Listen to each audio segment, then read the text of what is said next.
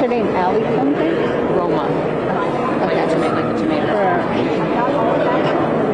Because I have questions that they keep saying is forwarded to Allie something. Or who did the other movie called Roma? It's on Netflix. Not Inarritu. I was with you with tomato. You're making it too complicated.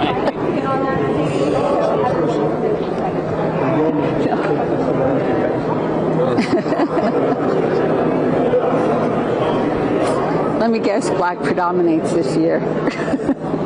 Vatican fashion show. Yeah, she's vice president of public relations.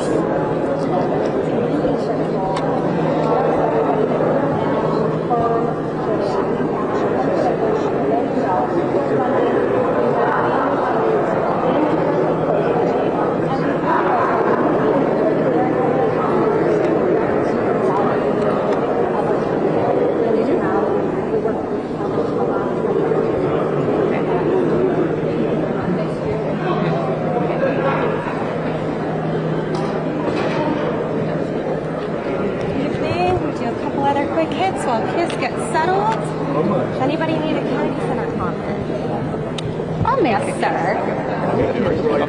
Thank you, guys. Does anyone need to check their camera shots? I'm also here for that. Thank you. Perfect.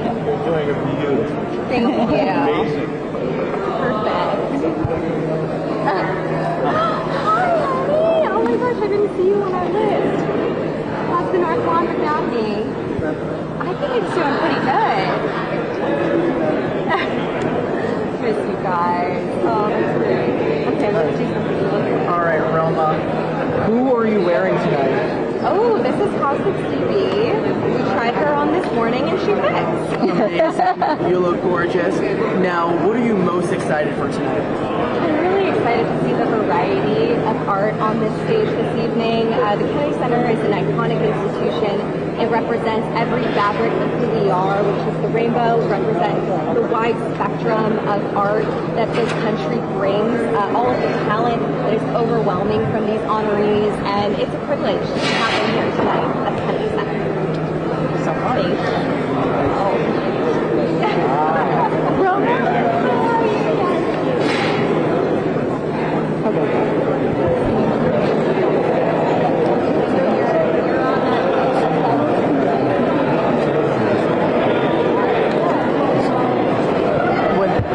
When I'm done, I will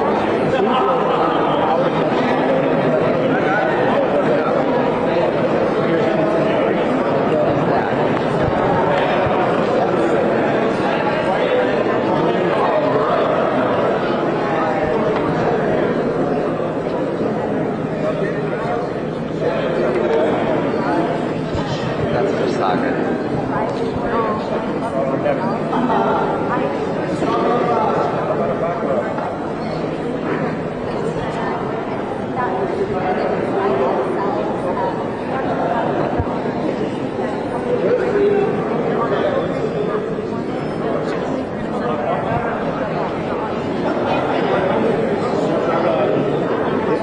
It should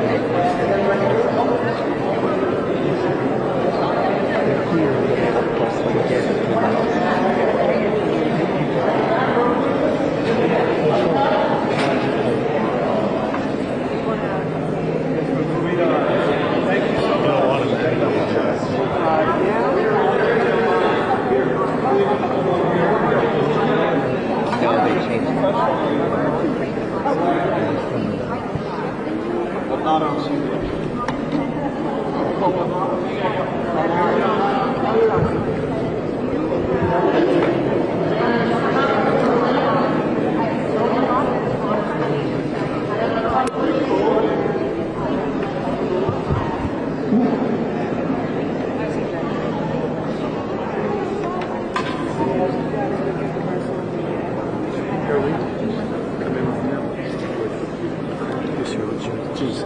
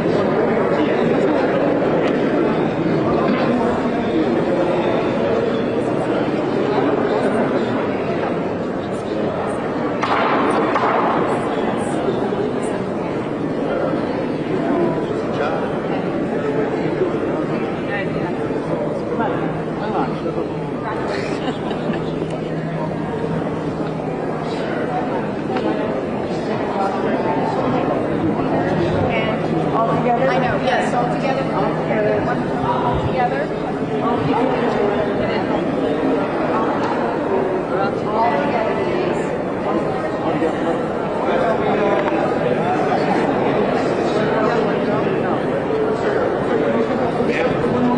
Here we go. All together here this way, please. 1, 2, 3. Excellent.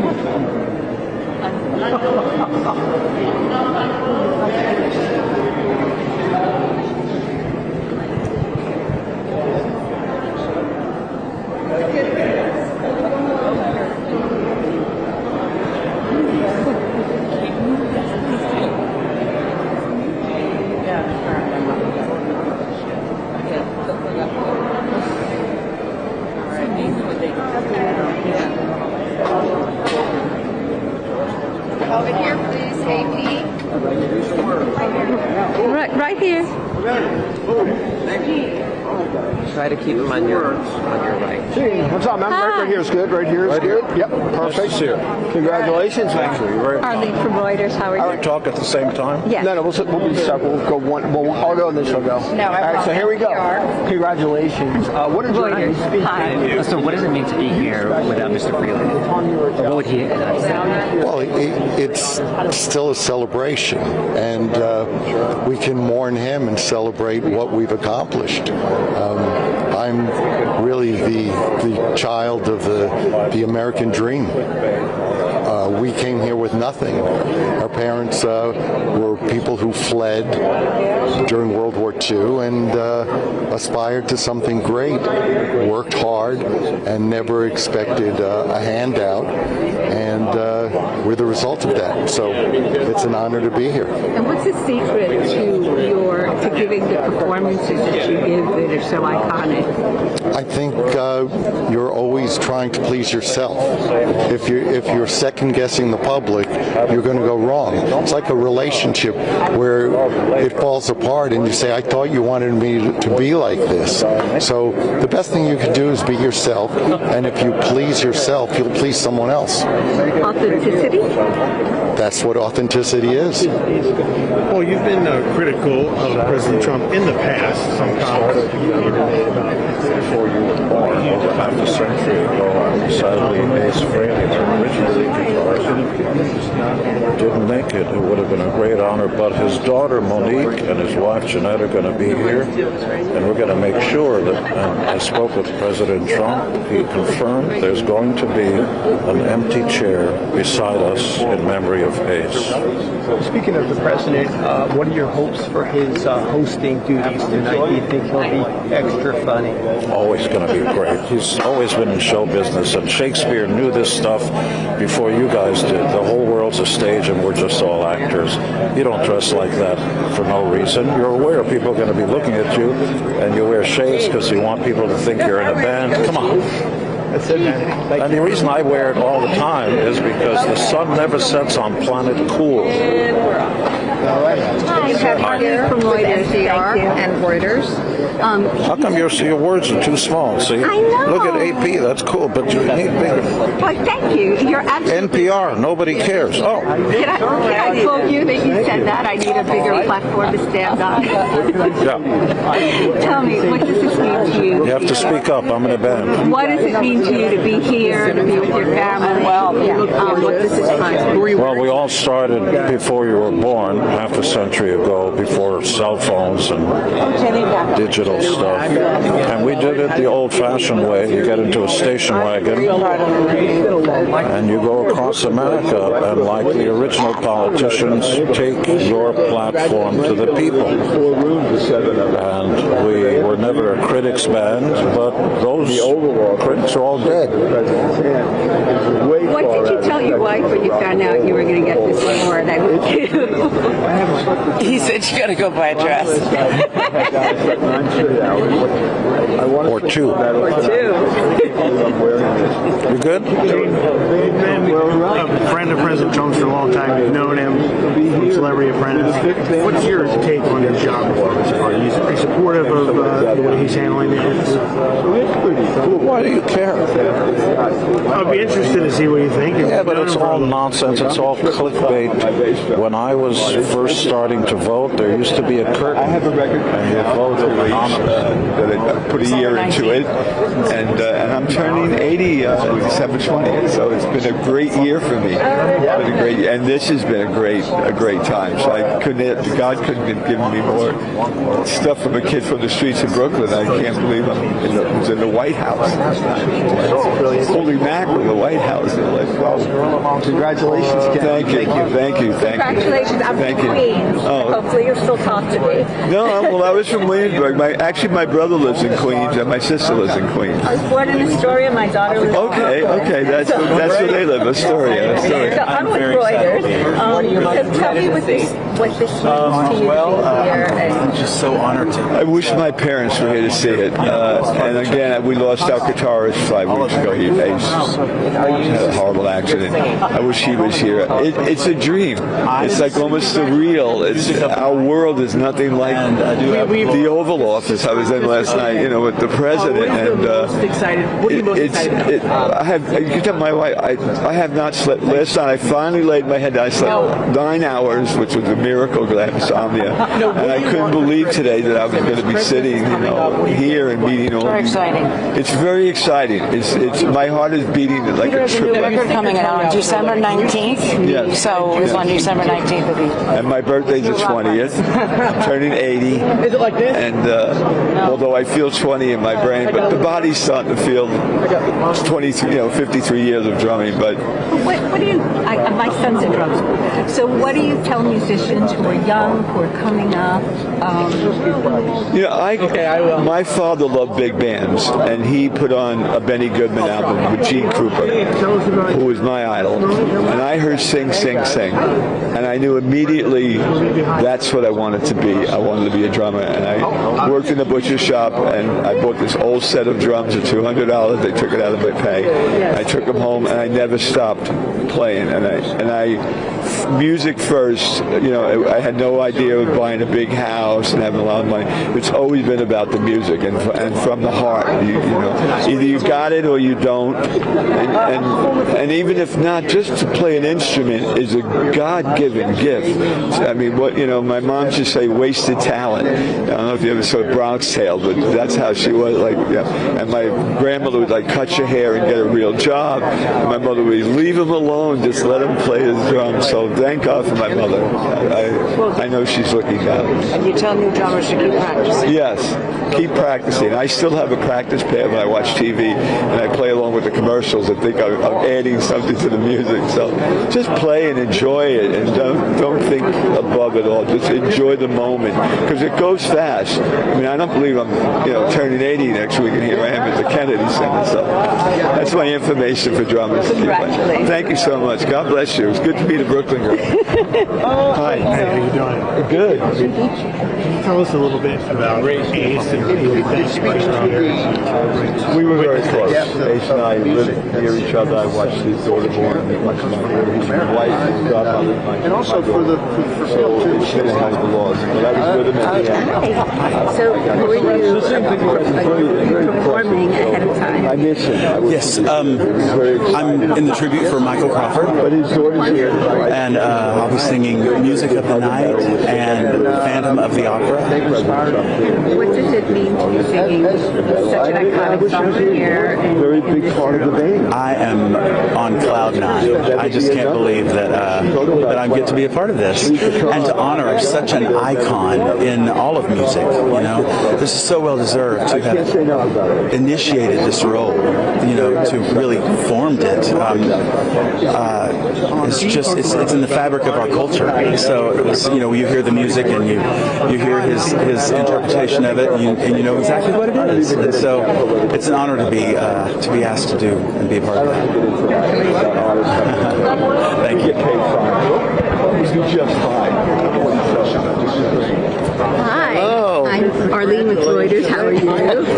What's your name? Arlene. Hello, Arlene. And what will you be performing today? And what does it mean to you to be here? Will you be performing? I'm performing in honor of my friend Gloria Gaynor, and I'm going to be performing 2 songs that I did on her album Testimony, which she won a Roots Gospel Grammy, and she actually presented me with my Grammy, and it was the first year that they had that category, and I won it, and then she called me out of nowhere like a year later, and she was like, personally, nobody does that, and she called me personally, and she was like, hey, I want to win that gospel Grammy like you did, and I know you know how to win one, so I want you to come do it with me. So I did the record with her, and she actually won it.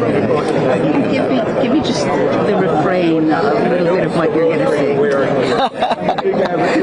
So we're going to do it's going to start with an a cappella version, just like on the album, Jason Crabb and Chris Blue and I. So sing me like 3 now. And we're going to do, it's going to go like, through the storm, through the night, lead me home to the light, take my hand, precious love, lead me home.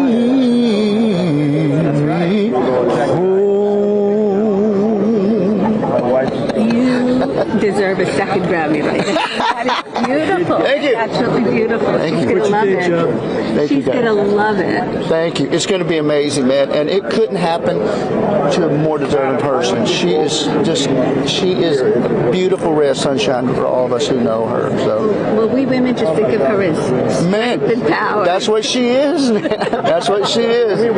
All my friends, the young kids, she uses some people in my band sometimes, they can't keep up with her. She's 84 years old, and she's still traveling the world doing it. So, wonderful. Yeah. Thank you, Arlene. Thank you.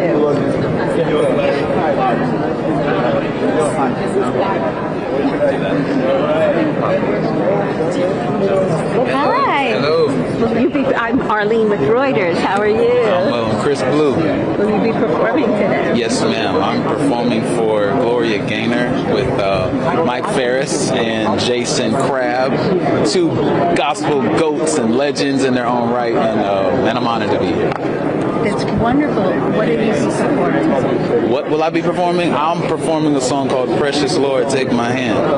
And it's a classic gospel song that I grew up singing, in fact, in church. And so to be able to sing that song here on this platform with this, amazing group of people is going to be something truly special. I'm really excited about it. So I just told Mike this in the dressing room. I said, I'm surrounded by all the people that know her. Like, her pastor is my pastor.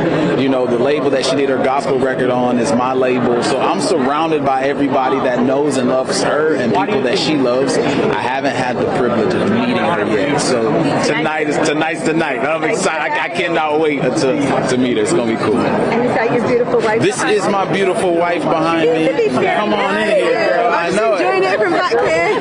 Listen, this right here is the better half. Let me tell you. Absolutely beautiful. Don't let go of her. I did well.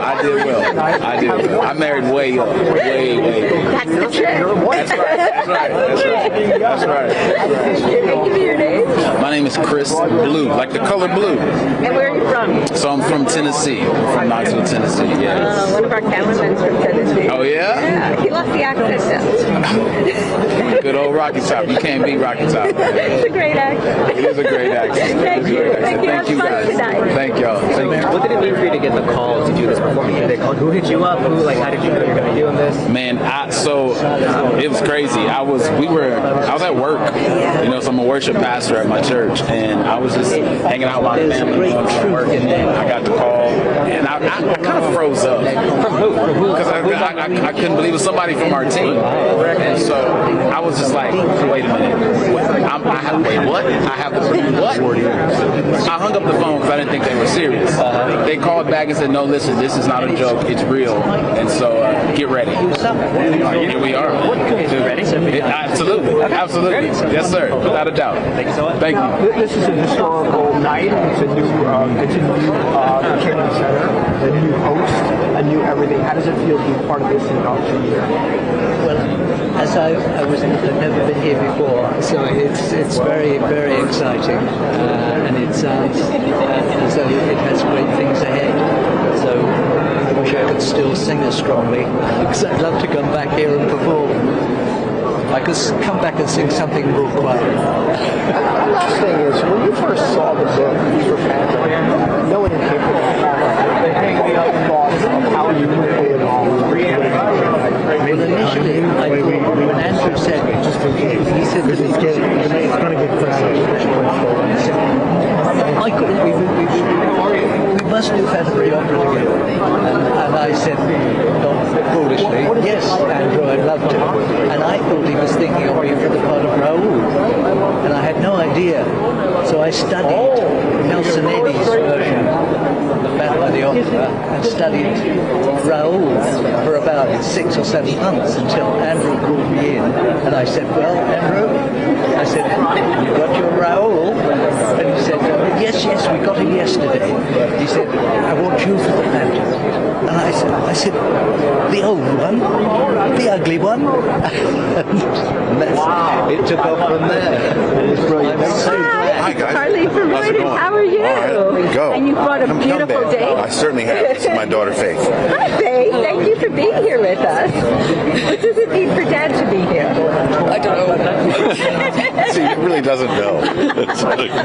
But for me, it's a big thing. So, Kennedy Center Honors has been something I've really respected and participated in throughout the last few decades. And so I'm here to just keep alive the tradition. And I'm glad to sort of revivify the whole idea that we can still come together and celebrate the arts. And, you know, it doesn't have a political overlay, at least for most of us. The president is very involved in this. He really is. It's extraordinary. And he actually, I mean, I didn't realize how much work and the money he's dedicated to redoing the center.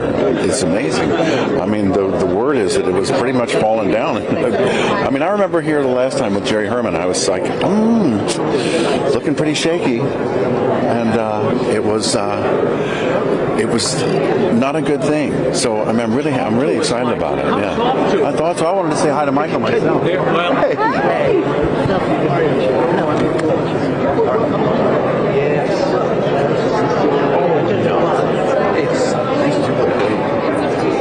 Meet my daughter Faith. Hello. Michael Crawford. Hi. Here's the man. And You've had some great stuff to do. Yeah, I'm kind of cute. Yeah,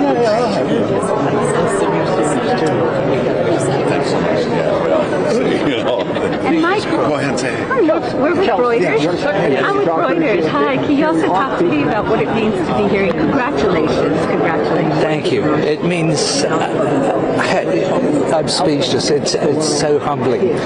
But at the end of a career, I didn't expect a phone call like that to say you're going to be honoured, and it was just mind blowing. But you've worked for it your whole life.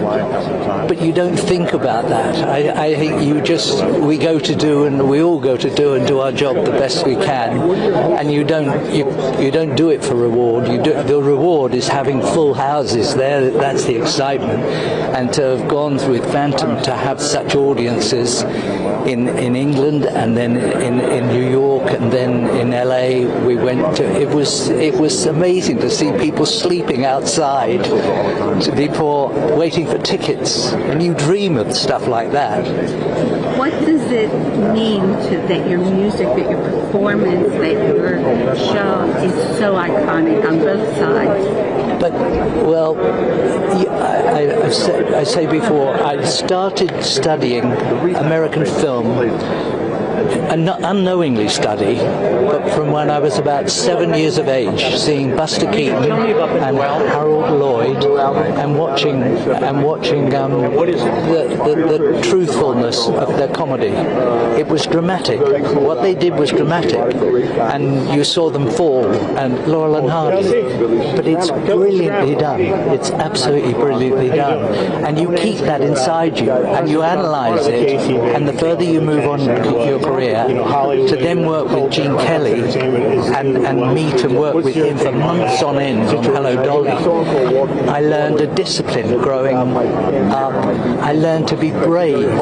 Like, you had strength. You worked from the tips of your fingers to the tips of your toes, and that's where a character comes from.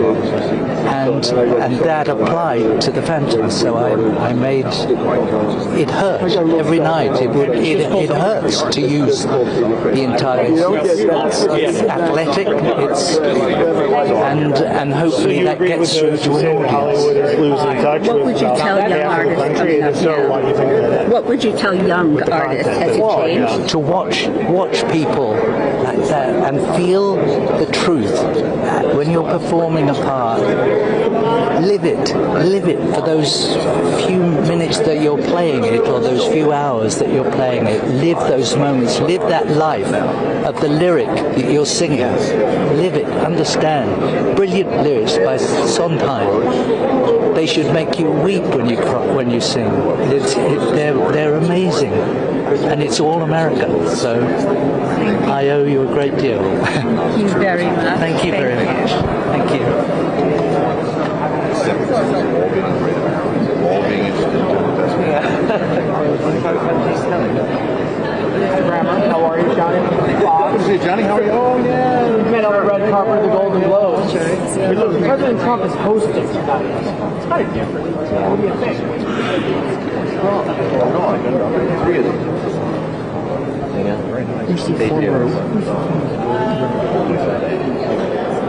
Hopefully you'll do the YMCA at the end of it. Does it better than anybody else. Yeah, now you're in Hollywood. So Wolf in Hollywood is on the Naughty Guy standing there, glasses. Is that Arturo Sandoval? Could be. Yeah. I think that's Arturo Sandoval. You on the naughty list? There's several. Have you been naughty or nice? Always naughty. There you go. What do you want to tell Jesse Waters? You sent me here. What do you want to tell him? Well, I enjoy being part of this world. Thank you so much. We got to stop. I almost brought your phone. I would love to get it.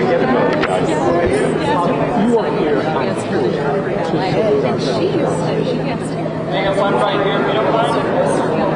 I'm always really You work with flying.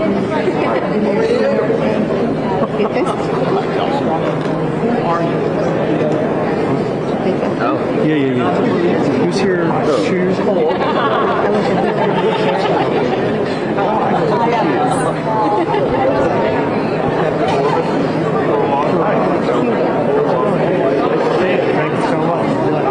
you so much.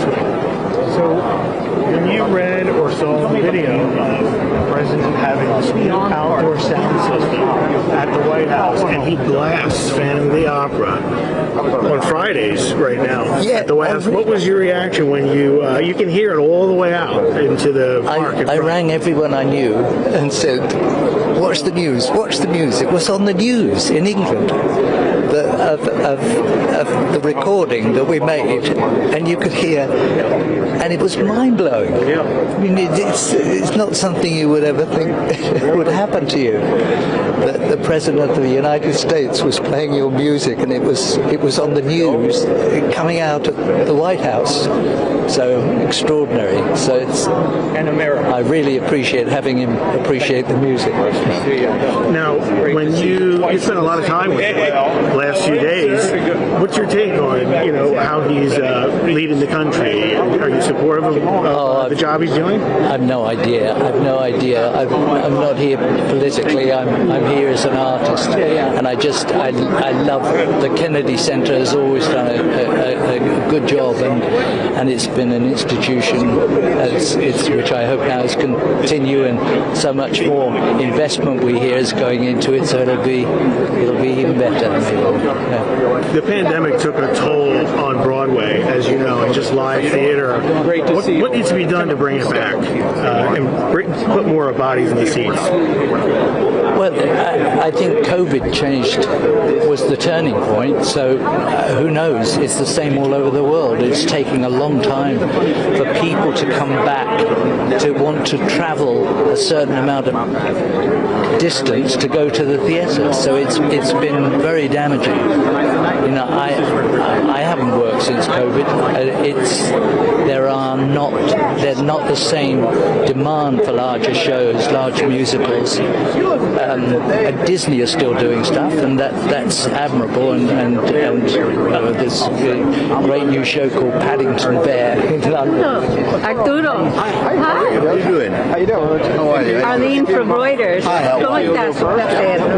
So here we are. Lady first, man, come on. Lady first. Thank you. Yeah, go ahead. First, could you just talk to me about what it means to have your music here as part of this? Actually, it's not my music. I'm going to play for his brother, Sylvester Stallone. I'm going to play the theme of Rocky. Gonna fly now. Gonna fly now. Yeah. Yeah, that's what I'm going to play for him. It's so exciting. Yeah. And what does it mean for you to be here? Oh my goodness, I got this last year, right? December 8th, 24, and it's a huge honor, especially for the guy.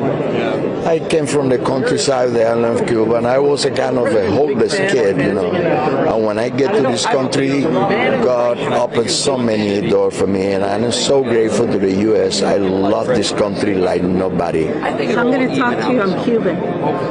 Nobody's perfect.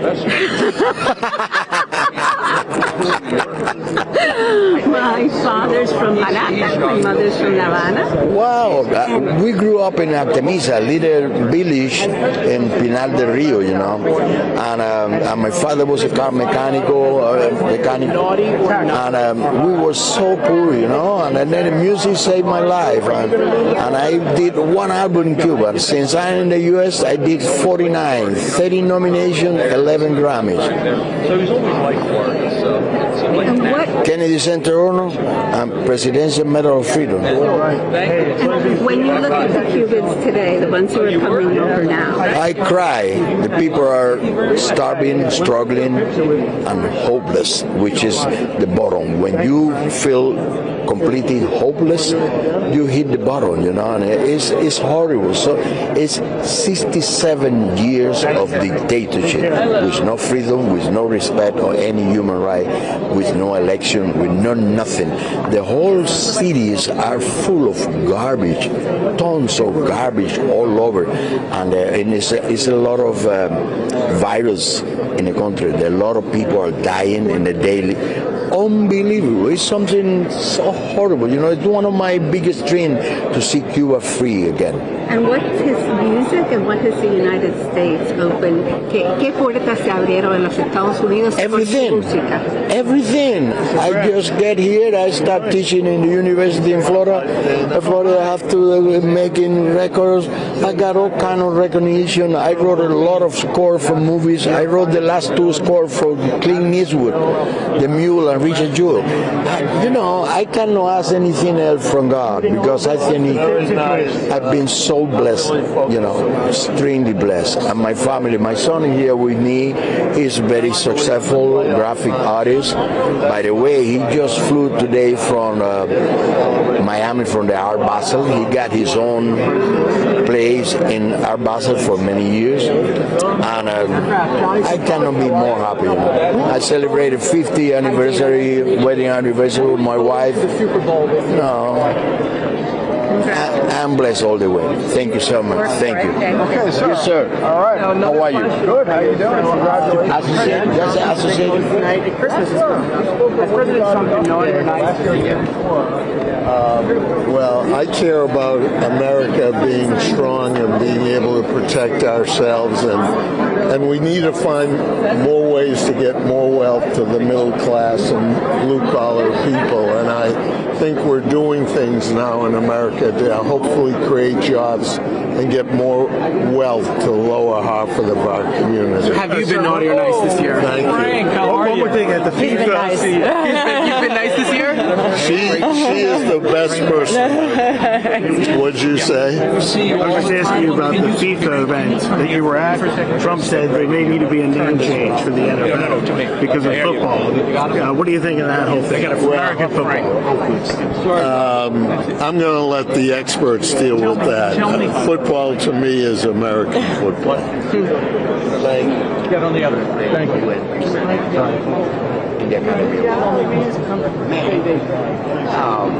I love that guy. This looks great. Besides being an incredible musician, he's an incredible human being, and play with him and play for Stallone.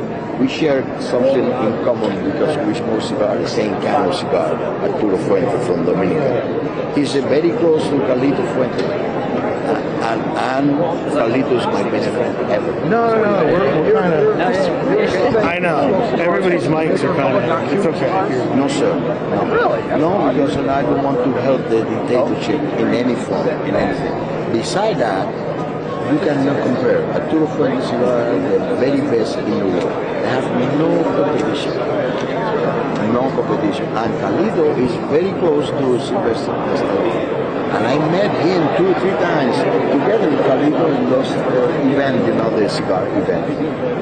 I'm going to be so happy playing for him. And it's a version of Maynard Ferguson, who was a dear friend, incredible trumpet player. He made that song very popular, Maynard Ferguson. And that's the version I'm going to play, Maynard Park. Oh, I'm on heaven, man. I can imagine. Thank you so much. Thank you. Thank you. I think I finished already. Nobody interested. How are you? I'm doing great. Oh, the AP. How are you? He's AP. I'm Reuters. You're Reuters? Okay. So we'll start here. How are you? I'm doing great. All right. So here we are at the Kennedy Center. Quite a diversity of inductees from rock bands to Broadway stars to disco stars, country, and of course Rocky Rambo. It couldn't get more American. It couldn't get better. I mean, America's where disco was founded. America's where country western country music was founded. Rocky, I mean, can you get any more American than that? And Kiss, the rock and roll era, and probably one of the greatest rock bands of all time. So I am so excited. And then theater as well is included in there. I'm so excited. I think it's a great class of inductees, and I'm really looking forward to hearing tonight the music. Now tonight's host. What are your hopes for tonight's host, and what do you think he's going to be able to pull off? And who are you talking about? I'm talking about the president. President Donald J. Trump, the chairman of the Kennedy Center. Well, he is the master of communication. He's the master of the arts. I mean, President Trump loves the arts. This is why he said, when he saw what was happening to the Kennedy Center with fiscal mismanagement and allowing this beautiful building to fall apart, he said, we can't let that happen. We're not going to let that happen. And he worked really hard to make sure that money was made available to rebuild this and make sure they fixed it and brought it up to par and get it in its fiscal house in order.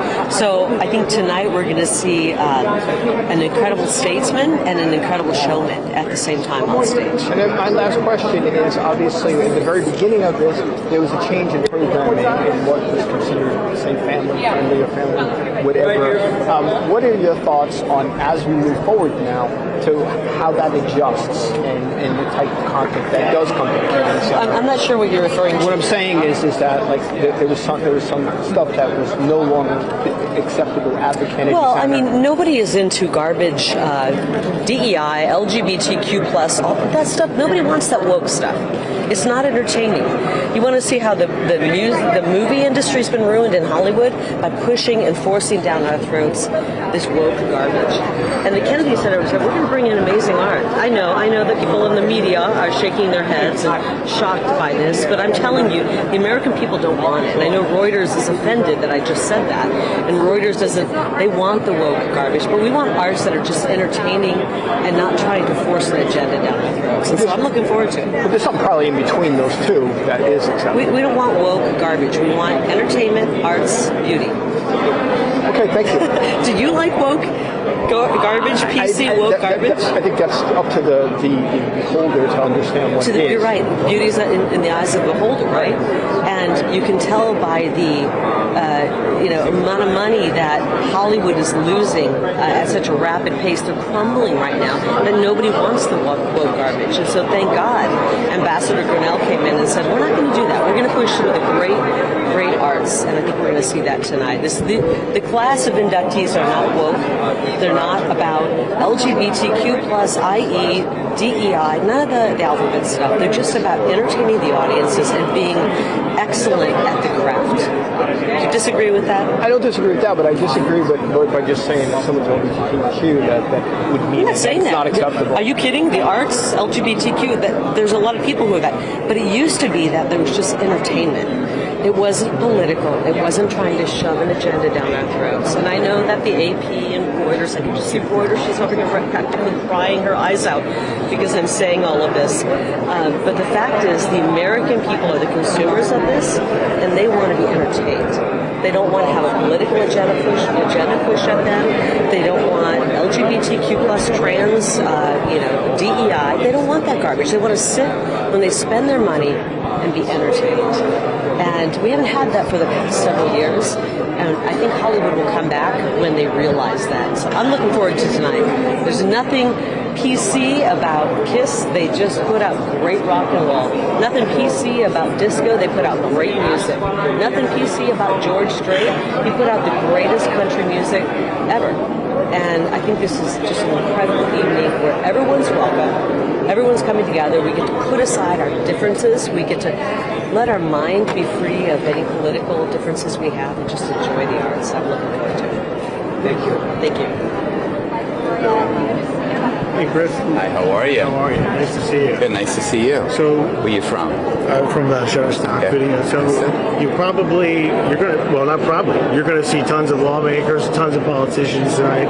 What's your message for them? Anything that is in your wheelhouse? Any issues you're concerned about? 100%. Well, Chenille and I were blessed to have 3 beautiful children, but our first child, Johnny Christopher, was born when he was 20 months old, had pediatric cancer. So we've dealt with that for over 6 years, pediatric cancer, and 1 child every 2 minutes is diagnosed with this disease. I know President Trump has been working feverishly on trying to put more money towards pediatric cancer and other childhood life-threatening diseases, and that would be my message. We can never have enough money for our kids who are dealing with life and death and should be dealing with what to play with. It's a really important issue. Since you mentioned President Trump, generally, what do you think of his job performance right now? Do you approve of kind of his leadership and how he's handling the country? I think what he's doing in a lot of ways is fantastic, and I'm really excited to see where the country goes and how his policies are going to affect us, hopefully in a profound, positive way. Thank you so much. Mr. Angel, how are you? Hey, Johnny, how's it going? How are you? Good to see I'm you. a big fan of, your boss. Thank you so much. Yeah. I'm a big fan of him too, I think. Yeah. Well, come on in. Yes. Before I get to you, Mr. Angel, what are you wearing? This is gorgeous.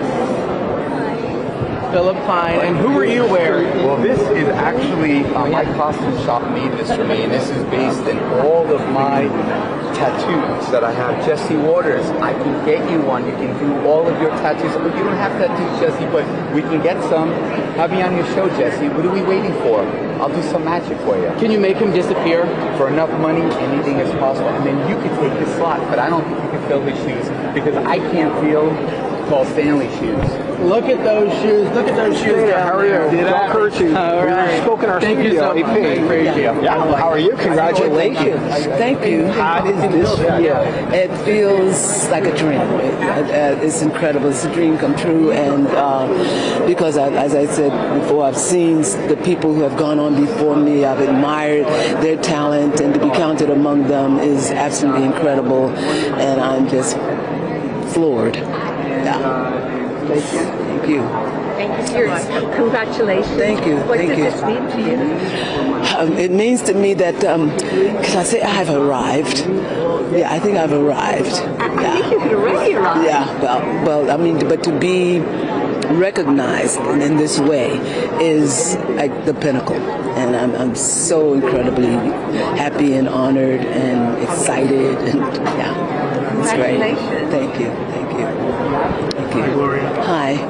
Congratulations. Can I ask one more question? Your music, your song is an anthem of strength to people, to women. Yes. What does it mean to you that you've become that symbol of strength, and how has that been part of your life? It means to me that I am fulfilling my purpose, and I think that's something that everyone hopes to do in their lives, and I feel incredibly blessed that I'm able to do that, because not everybody realizes their purpose and are able to accomplish it. So it feels like an accomplishment for me, and to be honored for that is like makes me happy beyond measure.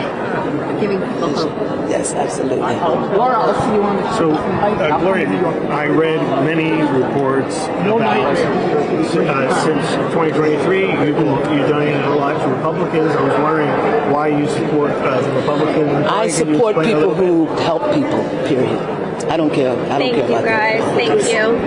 Gloria, we're going to keep taking you down the carpet. Miss Gaynor, how are you? Johnny from Fox, how's it going? Well, yes, I am wearing. So my favorite song is "I Will Survive." So now, when President Trump got elected, the first Democrats, they were afraid, they were petrified. How are they going? And you are allowed to tell them what you're doing in the show. We're just not telling the honoree. Okay. So here we are. Who are you wearing today? 50, along 51 years ago. 50. So next year will be 50.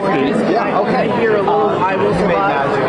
With the music to this film that still lives to be here tonight to while Sylvester gets on. How does it change? Well, his career has shown his versatility, writing, directing, acting without a doubt. He's shown to be well-deserved with this honor.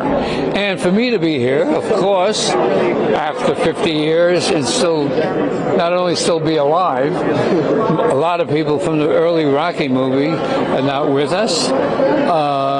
But to be with Sly now, a wonderful pleasure. Arturo Sandoval will be out there. Yeah, Tell me a little bit about working with him, which you have in the past. In the past, yeah. Yes, wonderful pleasure. The memories that we've had, I can't wait to reminisce. Of course, he doesn't know that I'm here now, but we'll do all that sharing as soon as the show is over. That is great. Thank you so much, sir. He's behind you. That's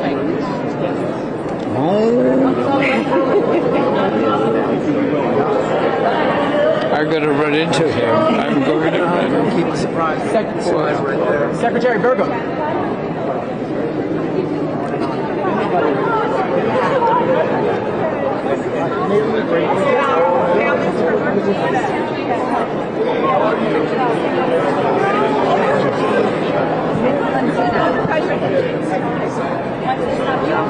No, my mother. Our mother.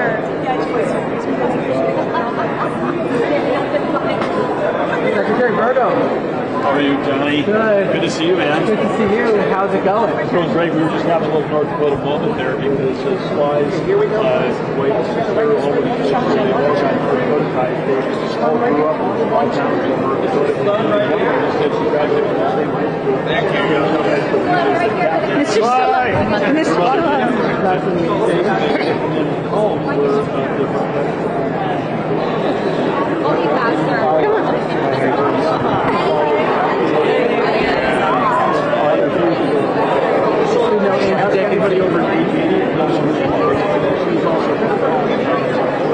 That's amazing. Now, which cabinet? Roma. Roma. I'm just going to get one, right? We will. Yeah, thank you. Roma. You have them stand here so we can all share instead of having them stand here and then we're blocked. No, if we stand here, we can all get it. I can't share orders, as you know, so let us get our bite. You guys She's on an ice tray. We can. Our policy is we don't. Now, what do you want? I think what we want, what everybody wants is prosperity and Trump got 8 more solved. Let's get the ninth one done. Let's get it done. Now, what do you want to tell Justice? Well, the suggestion is like, how come I'm not on the board? It's the only show that they have that I can watch every night. And we love watching TV. All right, Secretary, you know what we have to do now. Here's Johnny. Good seeing you. Mr.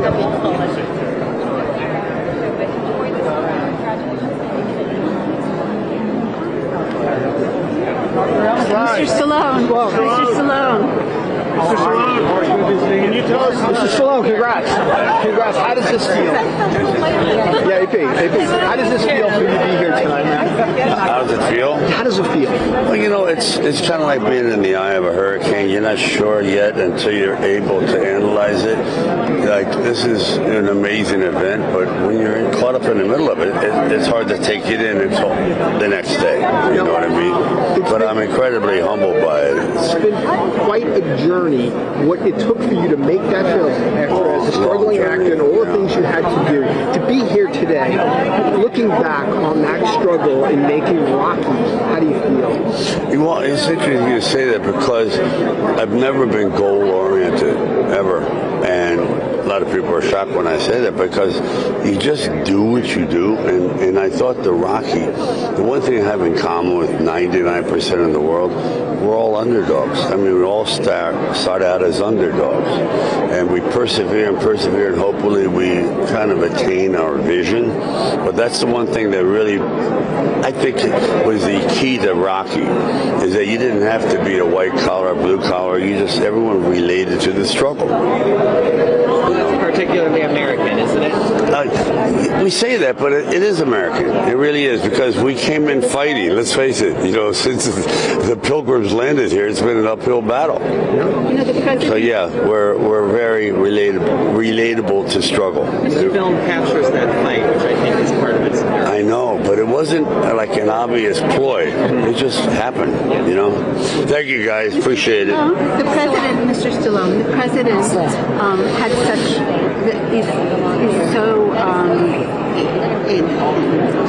he really finds so much emotion in your work and so much inspiration in your work. What does it feel like to have the president of the United States? It's the ultimate, but it's one thing that we have in common. Even though he's been incredibly successful in his life, and we have, there's still a portion of us that consider ourselves underdogs. We're not completed works of art. We still have a long way to go to be really self-satisfied with who we are. And it's an ongoing struggle, and that's what I think kind of blends us together, at least in my career. Are you satisfied with who you are right now, or is there something left? No, we got to work on the paint. We got to work on the outside a little bit.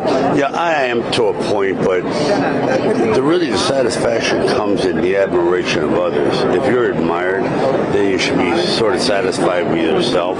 Like the fact that I have an amazing wife and children, and that's where the admiration comes from. In the beginning, whether actors like to admit it or not, they need the love of strangers, the admiration of people in the dark, the audience.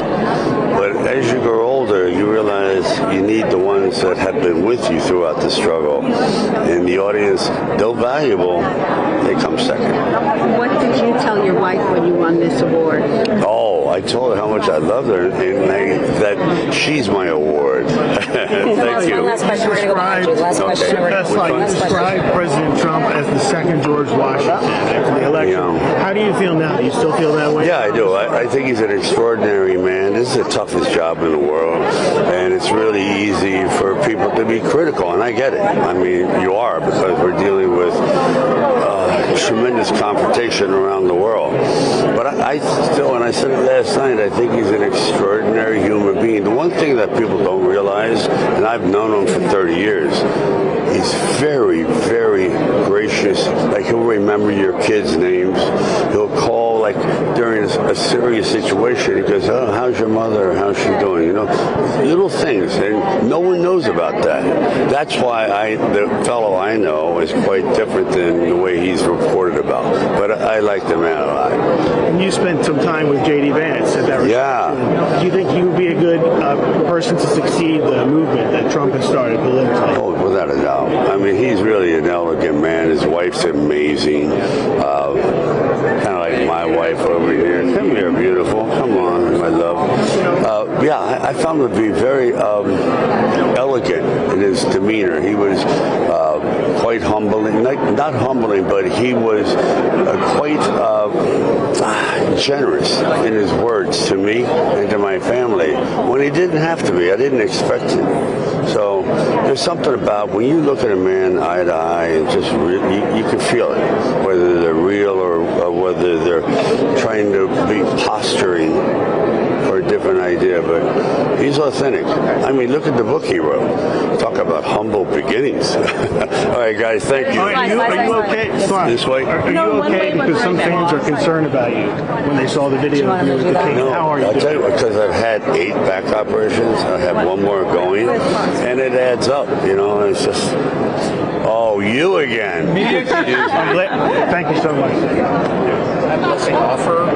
Thank you. Performing tonight for a Sylvester Stallone tribute. Thank you. Ready? Hi, yeah. Hi, this is Arlene from Reuters. How are you? What's your name? Arlene. Arlene, good to meet you. Nice to meet you. Likewise. Can you tell me what you'll be performing today? We are playing a couple of pieces that Bill composed, and I'm on piano playing with the orchestra. It's awesome. And what does it mean to you to be here? Listen, I love the arts. B, I've played the Kennedy Center a handful of times, and also it's Rocky. And it's George Strait, and it's, you know, I'm just honored. Yeah. But you said you're playing for Sylvester Stallone. I'm playing a couple of the pieces actually from the Rocky movies. And what do you think of the movie? Love. I mean, you know, you just hear and it's over, you know? Yeah. You want to run the Philly stairs, everything. Thank you. Absolutely. Yeah. Blessing offer. You need anything? You're performing for Sly. Yes. Oh, awesome. So, Bill Conti. Bill Conti. Yeah.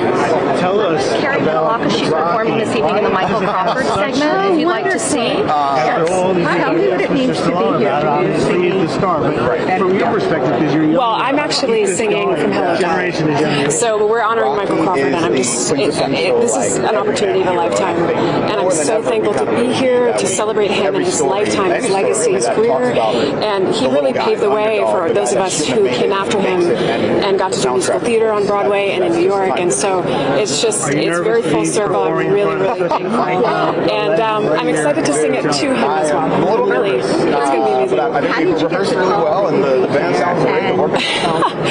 To be honest, it came completely out of the blue.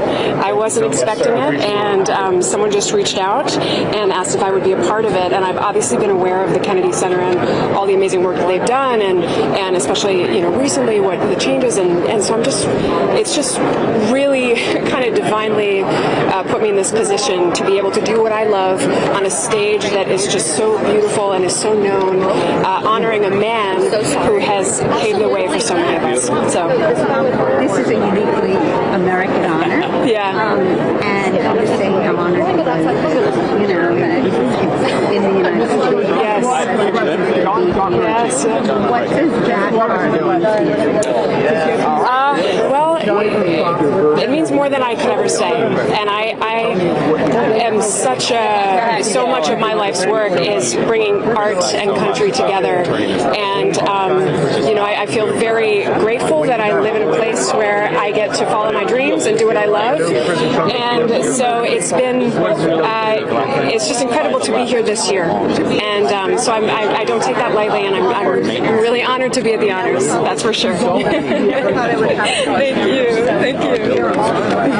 That we should tear down the Kennedy Center. You know, when it rained, our roof would leak, the sewer system below would back up, we had pipes bursting, elevators didn't work, our fountains out front when I arrived didn't work. The neglect was really terrible. And what President Trump said from the very beginning, he had this vision that if you would fix the programming so that it would be absolutely common sense, programming that brings people together, the big stuff. And we see the same thing when it comes to Broadway. Some of the new stuff doesn't always work, but what works, what sells, is when you bring back. Thank you, Jennifer. And that's exactly what we're trying to do. We're trying to do common sense programming. And when we did that change, corporations came flowing in. We've never seen so much money coming in as we have. It's really amazing. And because of that, we have our largest ball in one night for the honors. We raised $23 million tonight. We have $130 million and growing in this 10 months since we've had. And so I'm really excited because clearly it's very popular at the Kennedy Center with corporations, with donors, and this is the change that I think arts institutions need.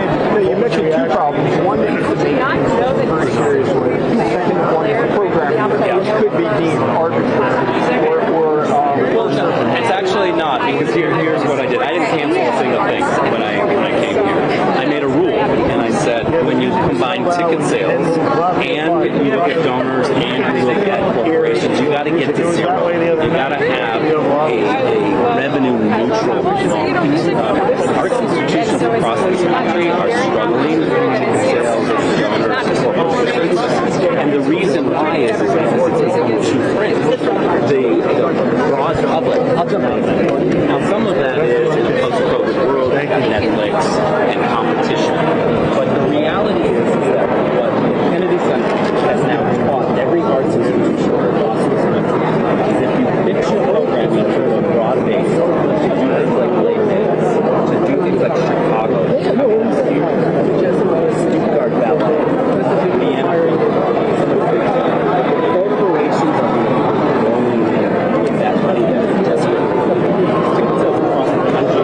Every single arts institution has been a problem. I mean, the New York Times, which I don't really usually quote, just 2 months ago did a front page story that said Broadway is dying, ticket sales are dying, people aren't coming out to Broadway anymore. And so I think President Trump has shown us is that when you fix the programming so it's more common sense and broad-based and not fringe, then you bring in a lot more money. And by the way, let me just finish with this. I love some of the fringe niche programming. I think some of that is needed. I think educating people and pushing the boundaries, but you cannot do that if you're not financially viable. And so we needed to fix the finances. We've done that. And let me give you one final example. We had 94 people in the development office here. 94 people raising money when I arrived. Today we have 16. We saved $4.5 million. Great, thanks. How are you? Nice to see you. Sorry. Hi. Since we're in D.C., I have to ask you, I know you're very outspoken about the whole situation with Israel, where it stands right now. Are you happy with the progress being made under Trump with the peace in the region, and where's your advocacy at right now? My advocacy over the past 2 years has been for humanity. I've always tried with my social media to stand for humanity and just share the real, raw, personal stories of what has been going on there. I have personally been back to Israel 7 times in the past 2 years. I'm going again in about a week, and I always try to use my platform to show what's going on. I'm very grateful for what has happened. Our hostages are home, and that was always what I've been advocating for the release of our hostages, and I'm just so grateful that our hostages are home. Looking at the conflict as a whole, what do you think is the biggest misconception from what you see on social media and what everybody's saying about the conflict? Unfortunately, nowadays there's just so much propaganda, and with AI, and just it's hard to know what to believe, right? And so that's why for me it was so important to physically go on the grounds. I actually also went into Rafah, into Gaza as well, to be with the people there. So I think it's really hard to know what to believe nowadays, and so for me I always try to show the real, authentic truth. Yeah, how do you combat that? By continuing to post and by using my platforms of 14 million followers to show what has been going on.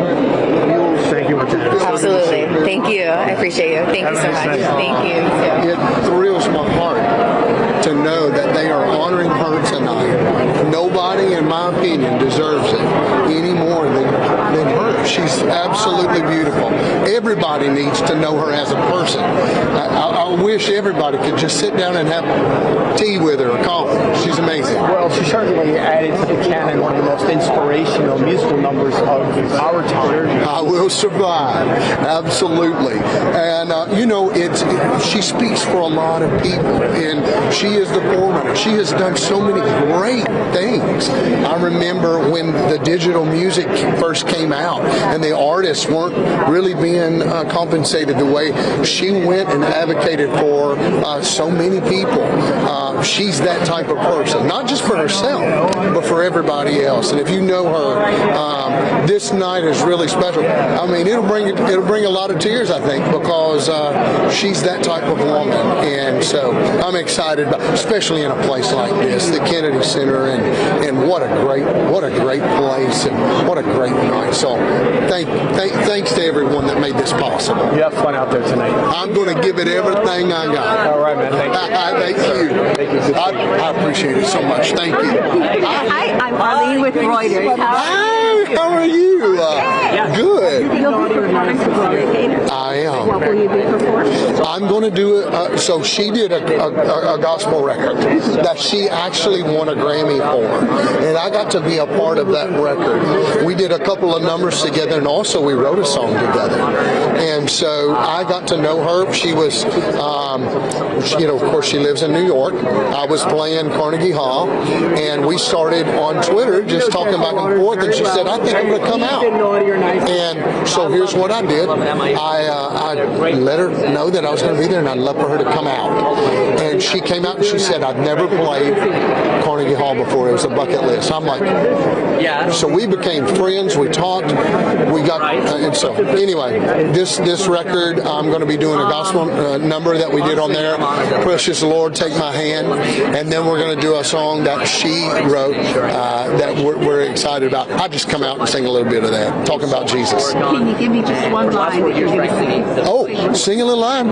Okay. Hear my cry, hear my call, hold my hand, lest I fall. We will. Take my hand, precious Lord, lead me on. Which number?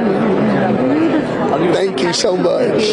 Thank you. And I was talking to her a little while ago, and I said she gives hope to people. Oh, she is that. And you feel safe. When she starts talking and when she starts, speaking to you, it's just like honestly, it's almost like she's a minister in such a way. It's like she gives you comfort. She gives you hope. She gives you all of those things. She makes you feel comfortable, safe. And I think it's got to do with the relationship, the spiritual relationship that she has. Wonderful. Thank you. Thank you for having me.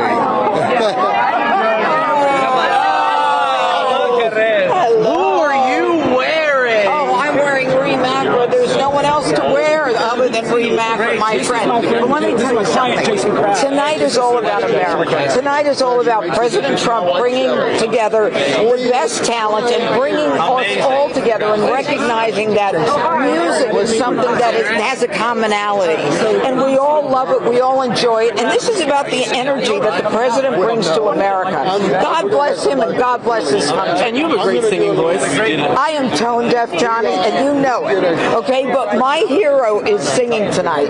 George Strait. I have loved George Strait for decades. So as long as they sing Amarillo by morning, I'm a happy camper. Now, Judge, before you go, you're here in D.C., you're fighting crime, we miss you back at Fox. Yeah. But what's harder, fighting crime in D.C. or sitting next to Harold and Jessica? Fighting crime in D.C. is probably the toughest thing I'll ever do, and I miss Jessica, and I miss Harold, and all my friends on the 5. But you know what? This is a fight worth fighting, and I'm thrilled to be here. All right, we love you, Judge. I miss you. Miss you. Yeah. We'll see you soon. Judge, I have one for you before you go. Yes. Nice to see you. Hi. So let me ask you about this, because you've encountered in D.C. a lot of issues when it comes to ICE. What did you think when you saw that video of the congressman, the Democratic congressman, getting in the way of ICE agents and telling them back off? Came out today. I didn't see. I'm sorry. I didn't see this. I'm sorry. I don't know what you're talking about. That's fine. That's fine. I mean, I'm happy to talk about any case that I know of. I mean, I could talk about the pipe bomber. I could talk about Ramanullah Lakawal, who came and shot 2 National Guardsmen. We've kind of been preoccupied with that. So you have been very good. Yes. You know, when you talk about the pipe bomber, why so long? Why did it take so long to get it? Why do you think First now of all, we did it took President Trump and his FBI to make a decision to use the energy and to use the resources we have. Under President Biden, they pulled FBI off that case. It's all about determination. It's all about this president and Dan Bongino, Kash Patel, and my office saying we're going to get to the bottom of it. And we did. That's all you need. It's determination and drive and competence. Don't forget that.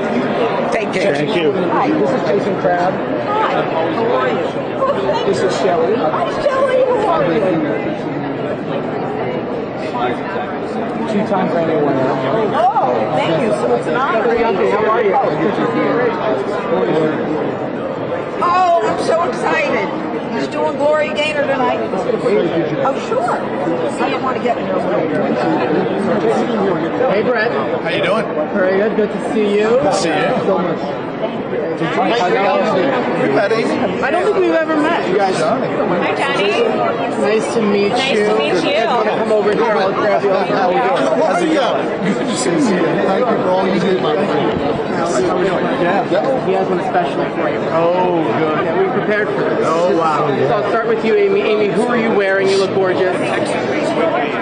I love it. Now, Brett, Jesse wants to know how many vacations you have. He says you're always off. Yeah. That's really nice, Chris. How many vacations do you have? He wants to know if you're improving your golf game. Is that why you're so good at golf? I am actually improving the golf game, one stroke at a time. I'll take you out. We'll do some practice. Has Jesse been naughty or nice? Depends on the day. When it costs us a lot, Pretty naughty. All right, what are you looking forward to the most today?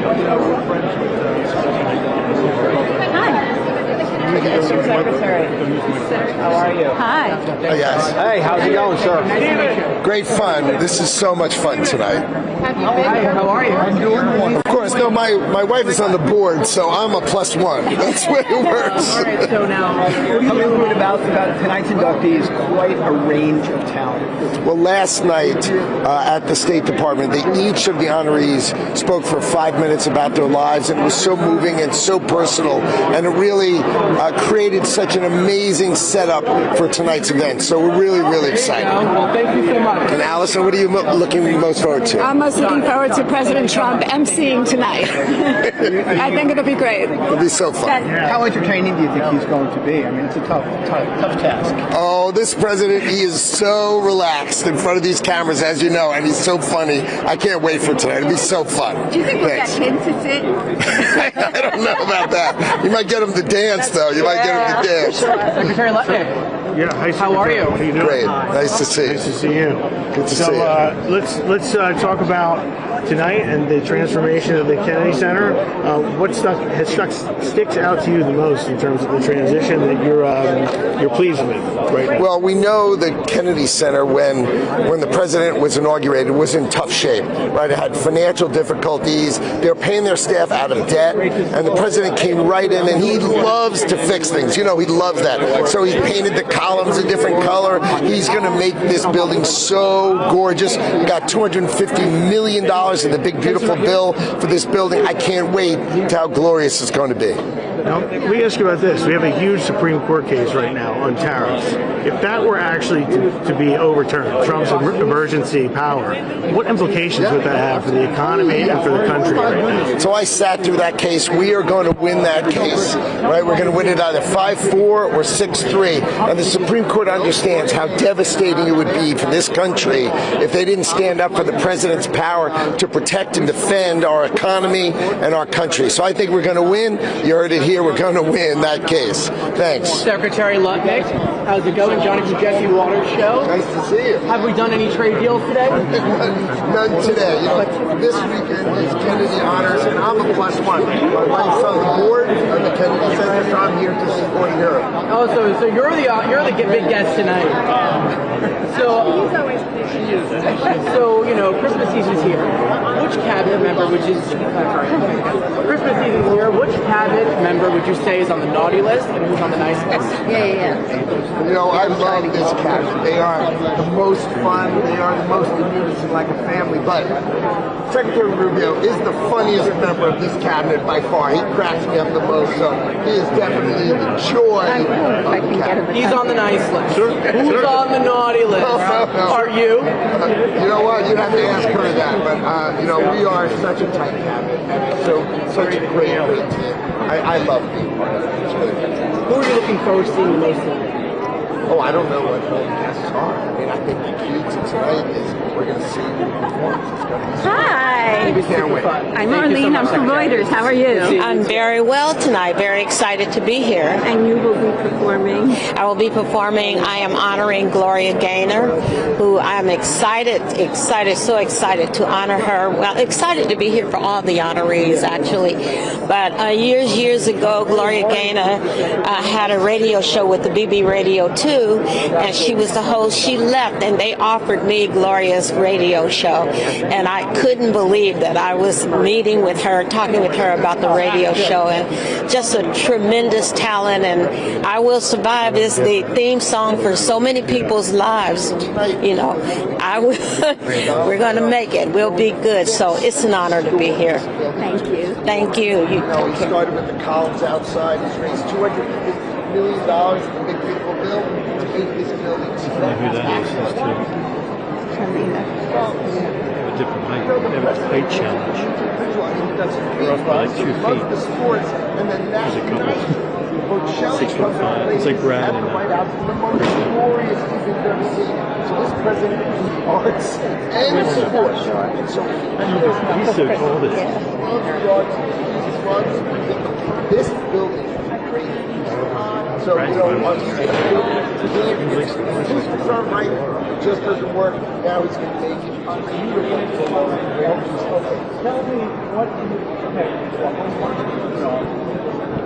it's going to be more Johnny Carson or Don Elderman. I think it's Johnny Carson. New Jersey. Liability. I'm going. Great to see you. Sure.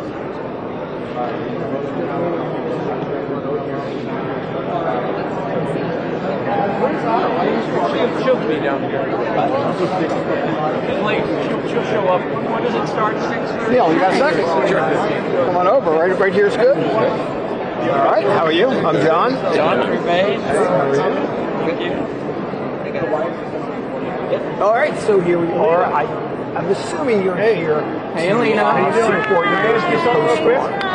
I'm here tonight to present the awards to Sylvester Stallone, and a long overdue award for him, a man who has amassed credits like no one else, a guy who's put hundreds of thousands of people to work when you really think about it. Just that alone, my hat is off to Sylvester Stallone. But his artistry, his writing, his acting, but that isn't even the best part. The best part is that Sly is one of the greatest guys I've ever met. And for Reve and I to be part of his family, and his wife Jennifer and his daughter Scarlett is on the set all the time, it's a real amazing family environment, and that's what Reve and I do in our film. So to be around Sly certainly rubs off on us. Has Jesse your films been naughty or nice? You're an awful good villain.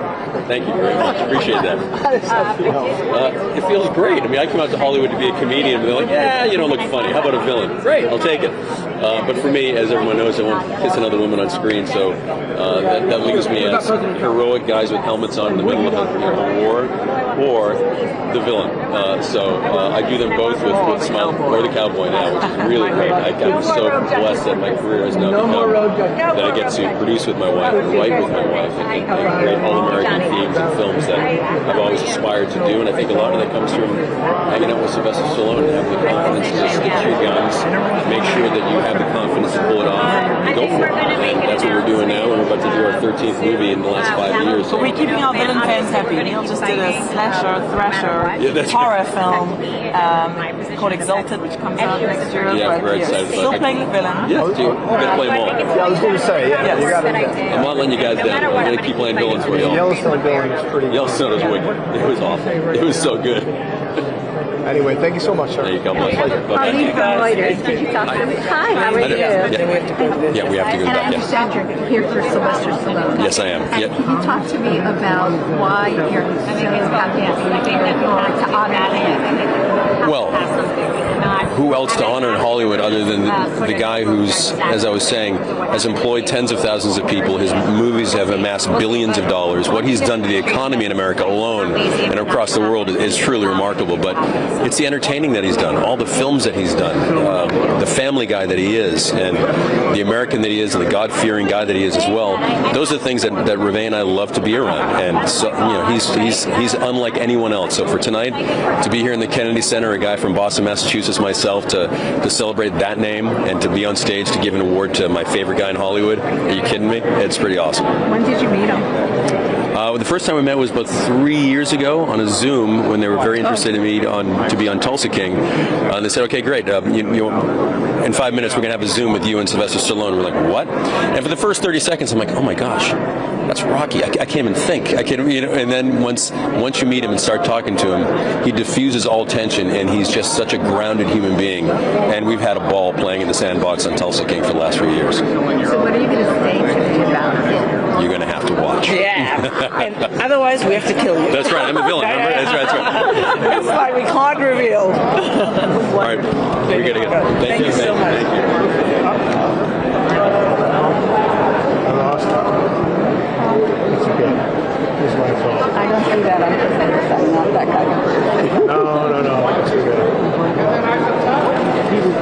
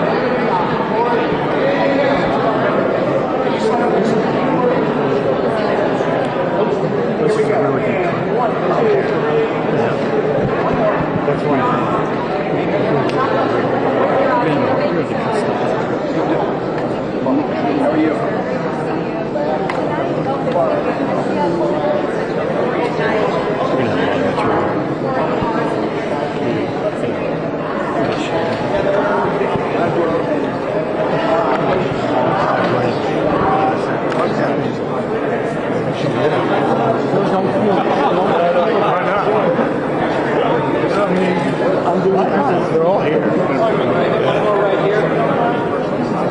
Mr. Blanche.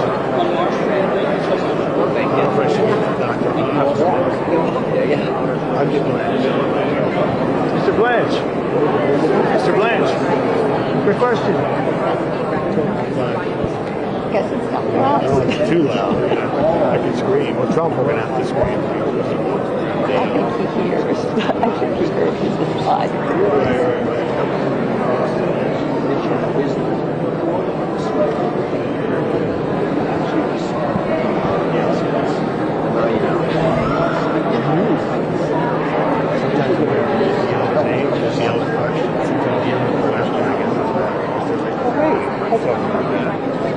Maybe I should try that. Sure. Bruce, did you want to say Dr. Oz? Hi. Hi, how are you? Okay, Arlene from Reuters. Hi, Arlene, how are you? My wife, Lisa. Hi. Wife of 40 years. 40 years. Best thing I ever did. She should be getting this work. I was offering it. He is my award. So here's my question. When I look at some of the people who've been awarded today, it seems to be that their message is hope. Yeah. We have I Will Survive, we have Rocky, we have, you're a physician. How does hope, how does inspiration, how does that fit into people's well-being, and what does it mean for that to be what is being rewarded here today? Arlene, what a beautiful question. Our biggest enemy in illness, but also in America, is nihilism. When we actually lose hope. And when you see Rocky, who happens to be my neighbor, and you see Sly Stallone in a private setting, he just gives you hope at every level. Now, he's funny as stink to boot, but he also is uplifting because his vision is a pretty simple one. See what you want to do. There's a fine line between vision and hallucination. Others have to see the vision. In order to bring it to life, you have to work hard. And I think that's sort of the message. If we work our tails off and we have confidence in ourselves and that there is some destiny that we could all achieve, it gives you hope that you could do anything. If Sly Stallone can do what he's done, we can all be superstars. It's not because he's normal, it's that he normalizes success.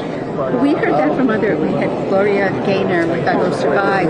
Arturo Sandoval walked through here and talked about his Cuban childhood and how, the U.S. gave him opportunities. What does it mean that the United States at the Kennedy Center is recognizing that? Well, Gloria Gaynor is a wonderful example. You have a passion for doing something, maybe a gift, but it doesn't go anywhere unless you're actually willing to roll up your sleeves and engage life fully. And if you look at all these artists, they have that confidence that this country offers you unparalleled abilities to excel. When my father came here as an immigrant back in the 50s, he saw what later Ronald Reagan described as the shining city on the hill. That's ultimately what they're giving us. They're showing us that anybody can walk up to that hill and be recognized, in this case for their excellence, but by doing that, they're actually pulling us up too. They're saying to all of us, wake up.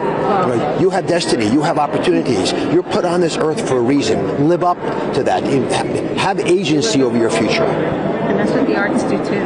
Well, the arts awaken you in many ways. And as a scientist, I'll say much of what's happened that's breakthrough in science first happened in art. Art opens our eyes, gives us epiphanies, awakens us to some deeper realities so that science can finally actually move in the right direction. It aims us.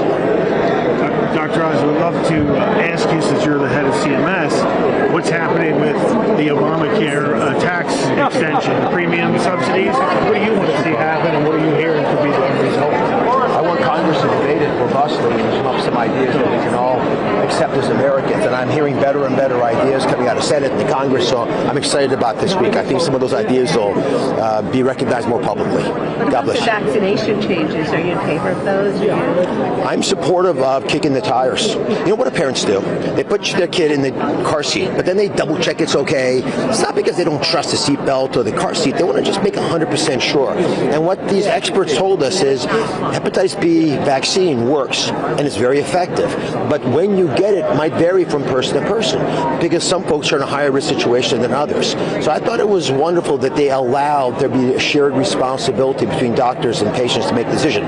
My job is to pay for it. And loud and clear, no matter what you decide, we're going to pay for it. All right. Do you think there should be income requirements for those subsidies? We have to have income requirements. If it's unlimited, which it is right now, you have people in million-dollar homes, multi-million-dollar homes, who are earning fairly high salaries. Understandably, folks who are putting burgers, they're making minimum wage, don't want to pay this. Dr. Oz, Merry Christmas. Jesse Waters has a question for you. Oh, Jesse, where's Jesse Waters? He sent me instead. Okay. Hey, Laura. What do you want for Christmas this year? I want my wife. I want Laura Ingraham to take better care of me. Who has been naughty and nice? President is very nice. Truly inspirational. My daughter's that's literally, I cannot get, living in Pennsylvania, I don't know what it is. I can't actually pay them. Give me advice. You, Jesse, give me advice. Give you advice. So you've been a TV host, and now President Trump is hosting it. Did he call you for any advice? The president usually comments on his hosting skills by saying that his biggest asset, first of all, he's innately funny, but his biggest asset is he can capture a crowd. He'll capture an audience. Tonight's Kennedy Center Honors event will be the highest rated ever. Highest rated ever. What do you want to tell Jesse? I love you, Jesse. Where are you? Get back here. Where's he hiding? He's hiding in New Jersey. Please, New Jersey, really? Jesse?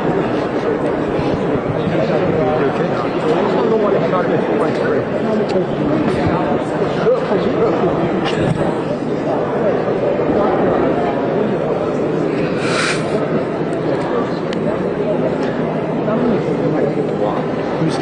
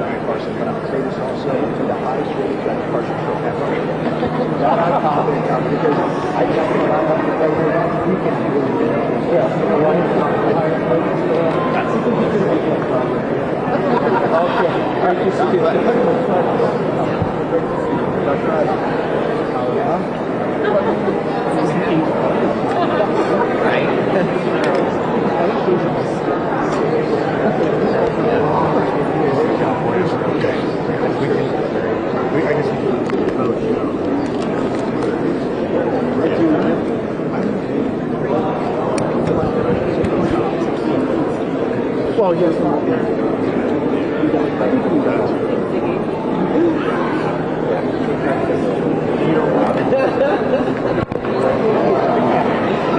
Okay, cool.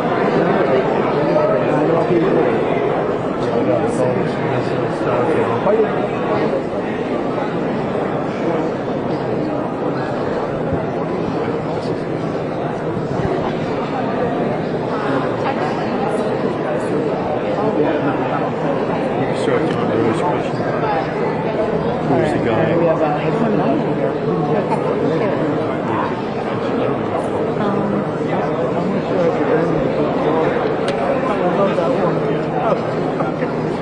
I keep looking at it, I'm like, it's the only one. It's in the desert. It's the only one. I forgot. I remember everything else but the water.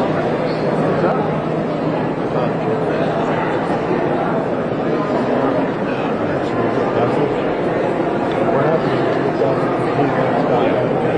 When you get back, well, let's just get I can call. All right, let's see. You're right. You're right.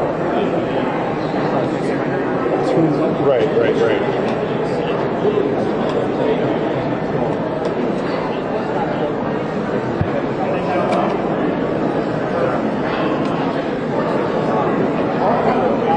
What I got with the director,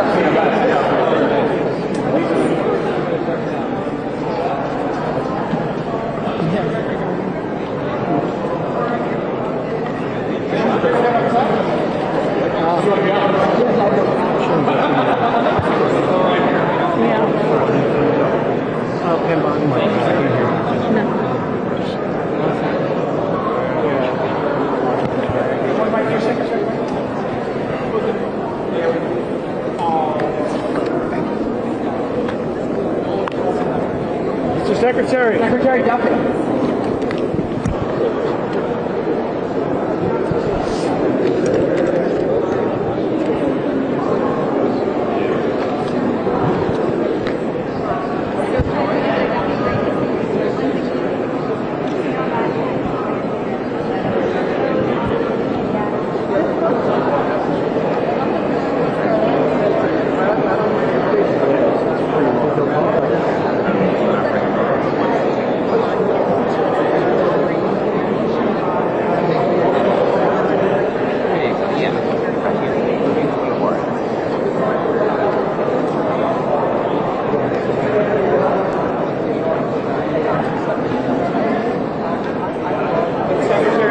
Mr. Secretary.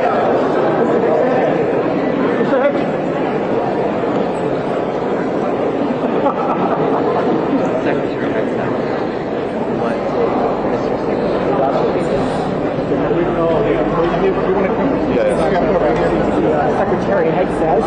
Mr. Secretary. Johnny, good to see you, Secretary Hegseth. Hey, Jen. How's it going? How are you? Quick thing for Jesse? Sure, let's do it. All right, so Secretary Hegseth, how is the Department of War preparing for the war on Christmas? Well, we've ended the war on Christmas at the Pentagon because of my wife, Jenny, who said, if President Trump's bringing Christmas back, Merry Christmas back, then we're bringing Christmas back to the Pentagon. So we got a tree, a permanent tree that's there. We're saying Merry Christmas. We're recognizing what the reason is for the season. We're doing a worship service. So Christmas is back. Christmas is back. Now, which cabinet members are on the naughty list this year? Oh, my goodness. Probably me. It's always me and RFK here and there. Certainly not Marco. Certainly not the vice president. And certainly not a wonderful list of females in the cabinet. I mean, Brooke and Pam and Kristi Noem, and we got Tulsi. They're the best. What are you getting Jenny for Christmas? I can't. If I told you, I'd have to kill you, John. What do you want to tell Jesse? Jesse?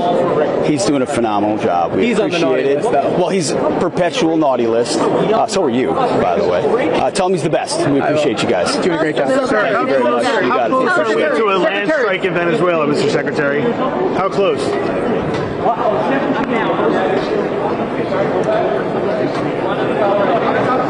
Look at shot. He was walking away. Last one right here.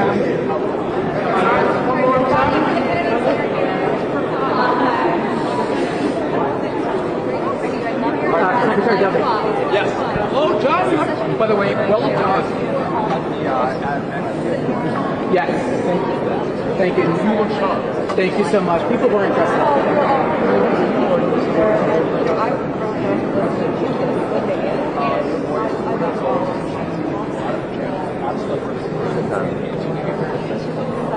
On our way down here, I dressed up and my girlfriend dressed as Scarface. Shameful. I told her.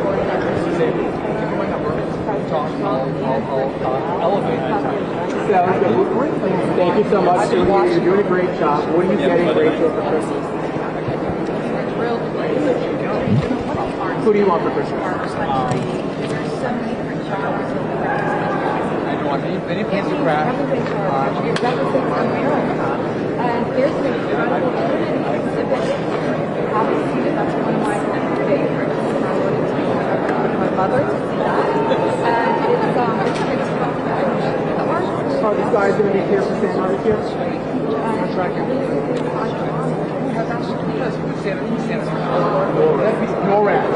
NORAD. I think the FAA should track it down. I'm going to take it back to NORAD. Wraps. from the 80s. What do you want? Drinking water is a naughty. The show tonight is about Americans. He's a naughty guy, nice guy. Well, thank you so much. Have fun tonight. It was great to see you.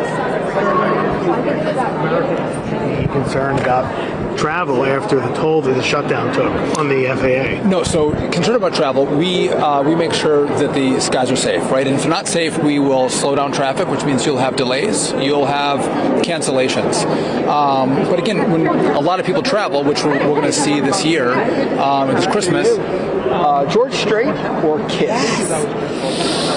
It's a tie, and it seriously is a tie, because I grew up in the 80s loving the band Kiss, but I am a diehard country music fan.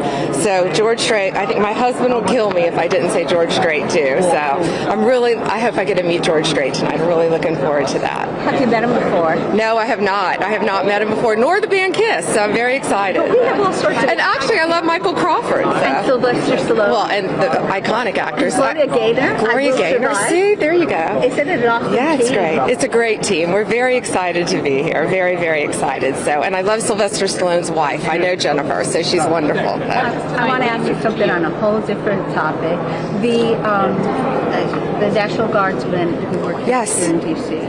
Are there any plans to posthumously raise the rank to somehow honor the National Guardsmen who was here? So thank you for asking that. Sarah's family, they're amazing, and I don't know how they're handling this and dealing with the grief, but I'm going to I'll talk to the Guard about that. I know they have something special in mind for her and for Andy. I spent today with my husband in the hospital with Andy's family, and I can report Andy Wolf, of course, our guardsman who was shot, and he's remarkable. He's a miracle. I was with the doctors. I was with the family. He's a linesman full-time in West Virginia, and there were about 10 linesmen there from West Virginia with his family. Andy moves. He hugged his father last night. So he is making remarkable strides, and when he gets a little better, we're going to have him move to Walter Reed for his therapy, and hopefully he will be making a full recovery. So thank you for asking about them, and please pray for Sarah's family, and please pray for Melody and Jason Wolf and Andy's sister and brother and niece and all of his friends. Power prayer. Thank you all. Thank you. After the court ruling on the Epstein files, when can we expect the full files to be released? We're complying with the congressional deadline, and as you saw, a judge unsealed in Florida, of course, the rest of the documents, so that we'll be working on providing them as well. And you brought Jesse Waters has a question. I know. How are you? How you doing? Good to Very see good. All right, I want to hear Jesse's. All right, so people want to know who's on the Epstein list, but I want to know who's on Santa's naughty list this year. Oh, there's a bunch of them. No, a bunch of them. No. Who's on the naughty list? Well, it's not my husband. That's a good thing. Which cabinet members would you say? Oh, on the cabinet members. Oh, this is fun. Let's see. Cabinet members. Bobby Kennedy. Because I had to miss the event where he was training falcons. I don't know if you know that. Bobby trains falcons, and we were out of town, and he had the event without us. So Bobby's on my naughty list. Bobby's on the naughty list. Bobby's on the naughty list. What do you want? Cheryl Hines is on the good list, because we love Cheryl. We love Cheryl. Cheryl's awesome. What do you want for Christmas? What do I want for Christmas? This is silly. I want Andy Wolf to recover, our guardsman who was shot. We were at the hospital with him today. And so if everybody can pray for his family, that's what we all want. And that's what we were celebrating Christmas at the hospital today with them. So that's what we want. Absolutely, and you're doing great work. Thank you. Merry Christmas. Thank you so much. It's Merry good to Christmas. see you. Good seeing you too. Tell that Jesse we love him. I'll tell him. On the naughty list.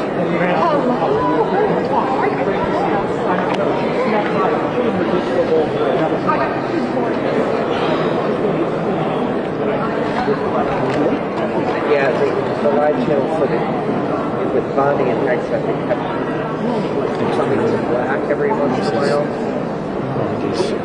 So there's probably some connector issue. So wait, we're going out? Yes.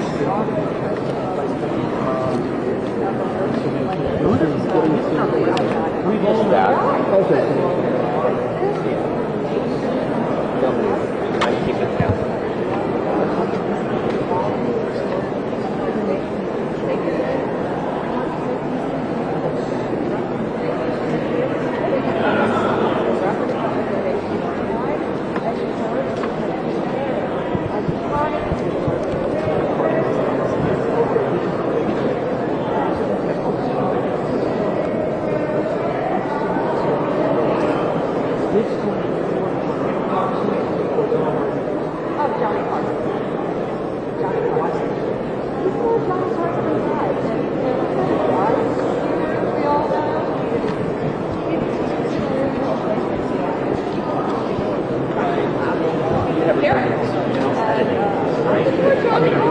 Stuff, but like anything about quality. Yeah, okay. Except my head.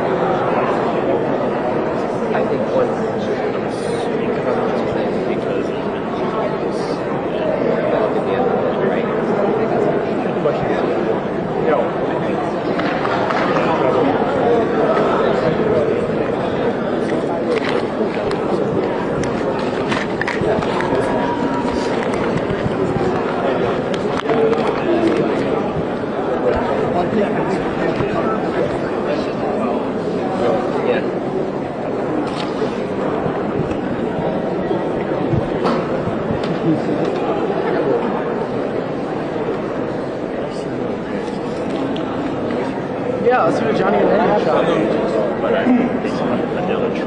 He sent it to me off here. As it happens. Thank you.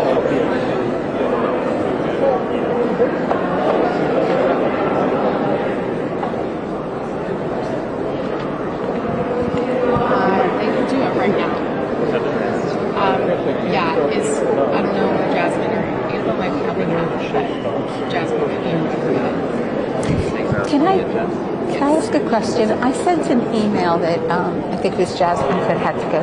It was for clarification on the restrictions, because you guys sent in the Maltbox restrictions, Kennedy Center restrictions, and then you said CBS restrictions, and there's some contradiction.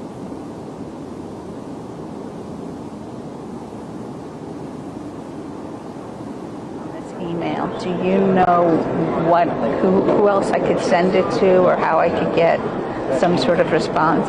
We had some very specific questions, you see.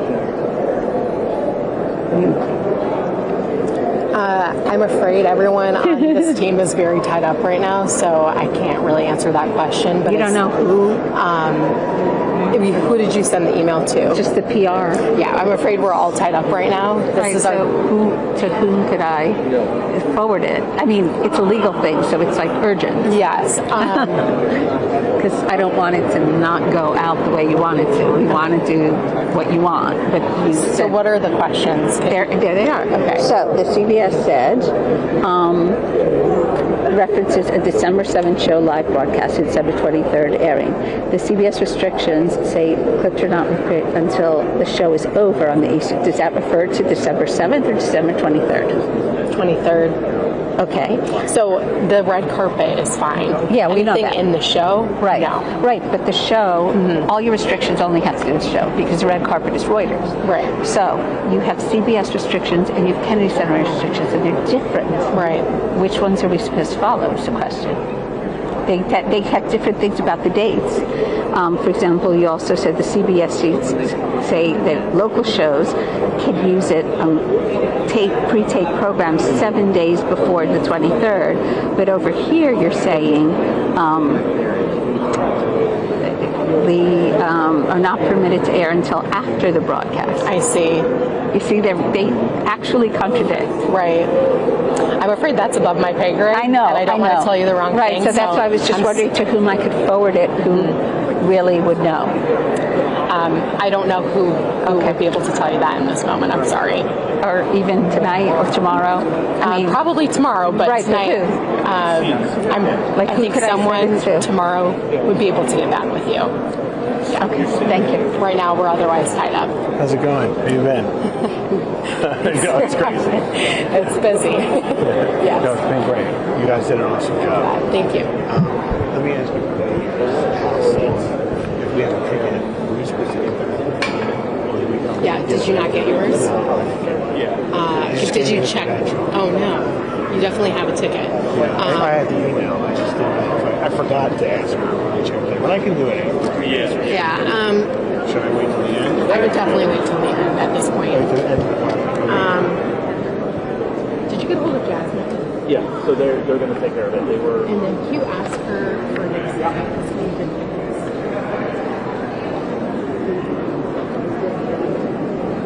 That's fine. Take your time. I appreciate it.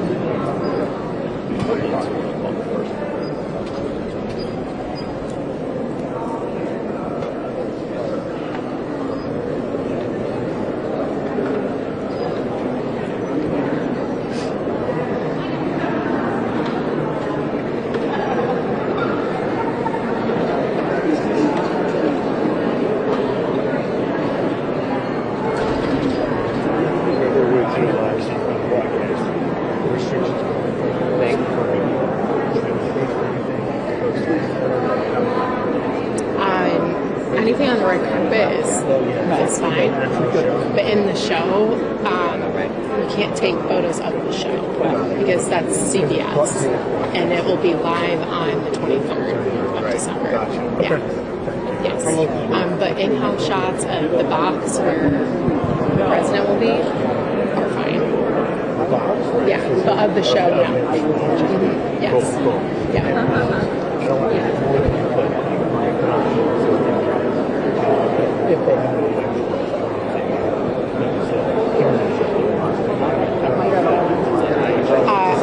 I'm not sure, but I can let you know. Thank you so much. So Appreciate it. I just want to clarify, over here you're saying that these clips cannot, there's clips that we're going to get later in the show, cannot be broadcast until the 23rd? That's correct. Okay. Of the show. Nothing in the show can be broadcasted. Before the 23rd. Correct. Okay, that's new because usually we can do those clips. Okay. CBS has the rights to those because they're the production sponsor. Okay. That's my understanding. Okay, thank you. Thanks again. Assuming the president is the plan? I think so. And what's your name so I know? Amanda. Amanda, and your last name? Fisher. Fisher, thank you, Amanda. Yeah, I thank you for your patience. I don't want to tell you the wrong thing. And We're these are trying, my pay grade. right? We're just trying to do what you want, and we're confused, so we don't want to. I know it's tough with both. Yeah, institutions exactly. having involvement with it.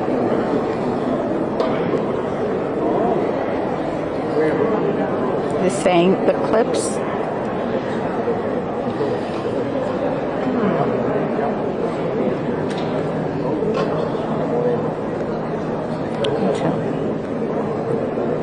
December 23rd. So the clips of the show at all, nothing except red carpet until the 23rd. That's correct. Okay.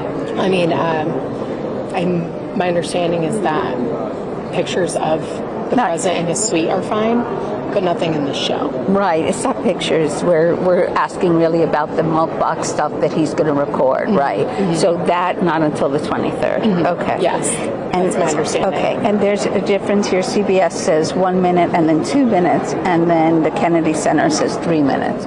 We're just going to leave it to 2 minutes. And I would just play it exactly that playing way. it safe and right. So, but the biggest question was that first one with the dates. Thank you. No problem.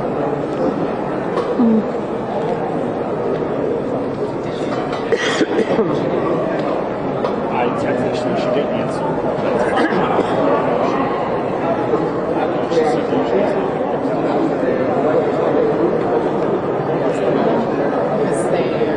I know there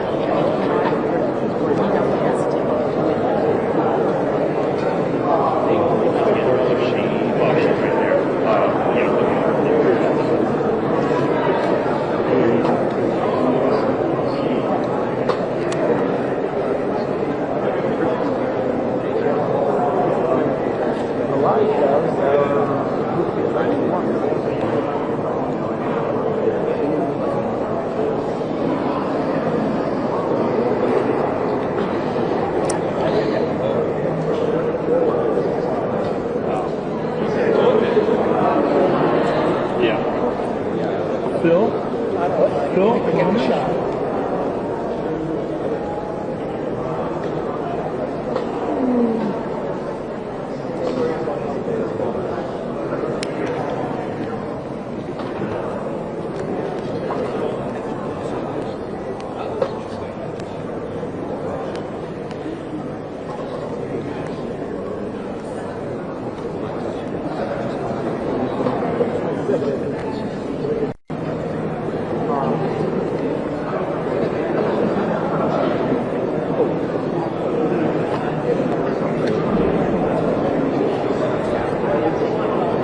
Yeah, it's frustrating. I wanted to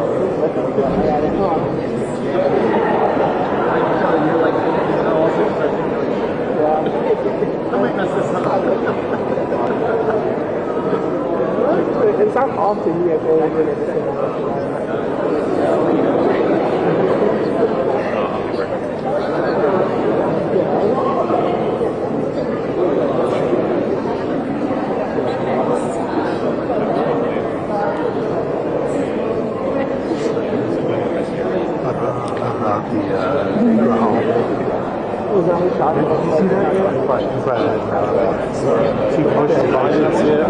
I mean, she might have played off and he might. Although he likes it, yeah, we'll do a bigger one. And that's well. I was really known to record out. Just a quick shot of my shit. Deportation. That's a little inside baseball. Okay, awesome. Thank you so much. I appreciate it. Thank you.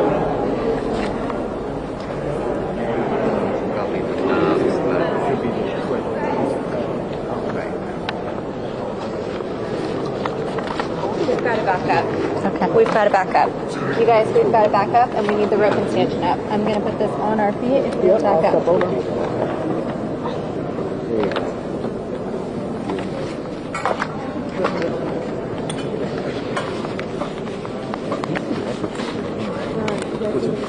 These CBS restrictions are new, right? That was our whole, we had a whole thing. Actually, I missed the scene. I was like over here, and I was like, wait, what the fuck? There's a difference with the CBS emails versus what they have assigned for the multiple. Yeah, body on the side. It's like, I agree with that. You came here on the pretense of thinking there's water coming. Yeah.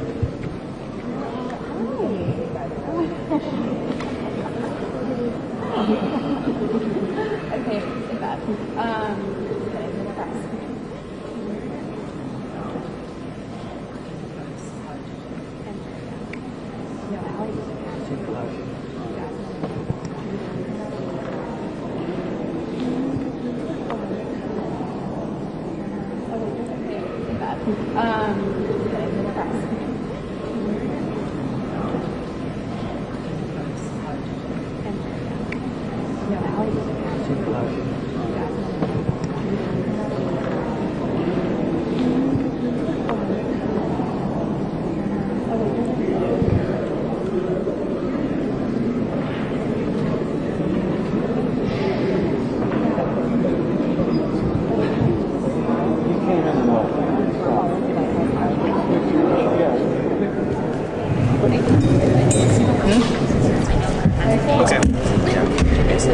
They haven't left the White House.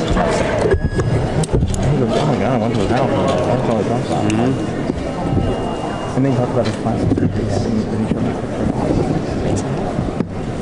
Are you gonna walk by when he walks in? Or Regis? I think when he walks up to me at the top of the segment.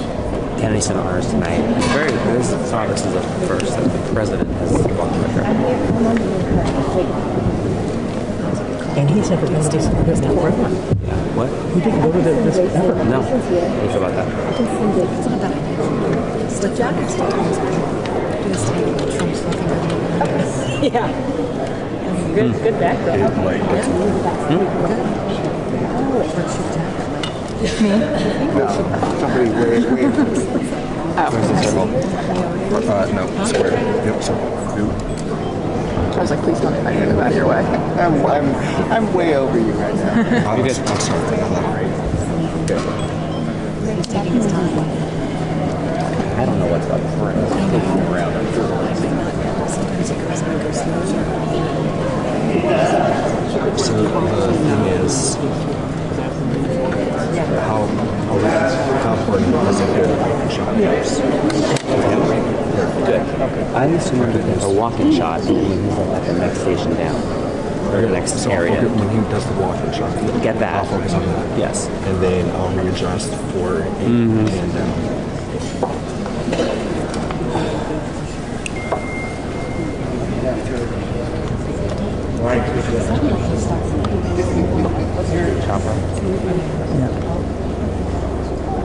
Remember my first one? I walked outside and yeah. Taft left, right? Go fuck this. So, Clinton's right. Which inside of them. Garfield, is that you? And Garfield. It was very sad when Adam came back. And, it's just me right down there. And Bill comes by, and he's got the light on, the double light, and he's drinking a Diet Coke. And what's the one way? I was like, what? I never thought that he would go in to host the show. Yeah. I don't think they're rolling yet. No. Well, I mean, Says they're currently holding. I'm not even. Can you give us some Stephen Colbert? Yeah, he has hosted it before. It's all CBS people, right? That's right. I was sure she was just the host in the beginning. And she came out in the beginning, but she was. But that's really the only time the host comes out. Right, because he's going to do like the David Rubenstein thing at the top of the show and be like, It's on. as chairman of the show.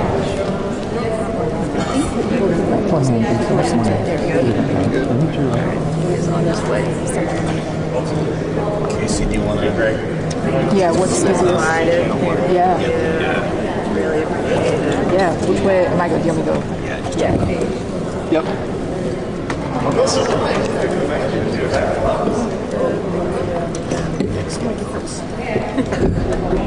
I think them every day. How did you know? Me too, it doesn't help. Exactly. So I'm like, I can trust methods my whole life. He called because the only one that knew how to say where he's from.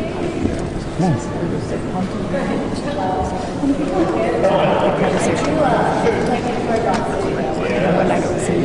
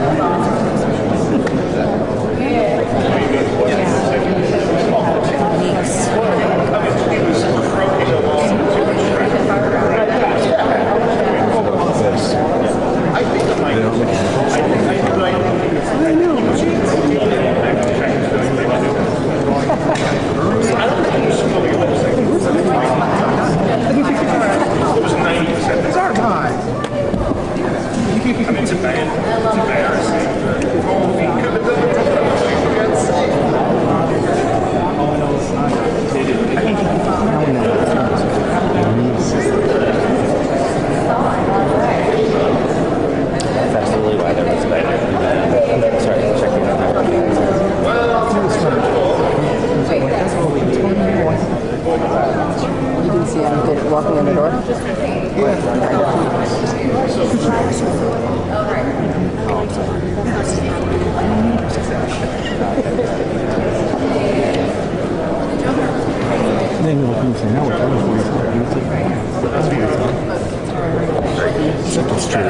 Maybe on that all we done. That's the 40. It's the 48. But I was insurance when we got here today.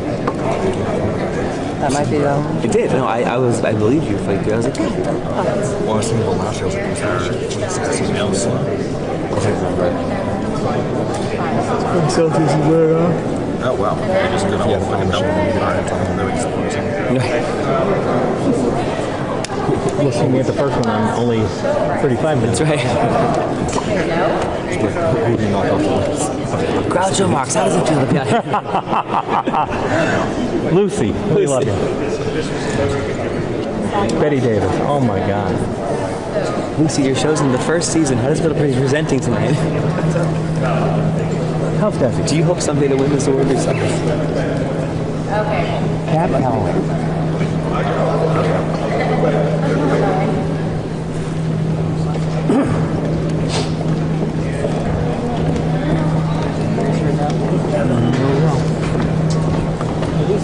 That's the goal.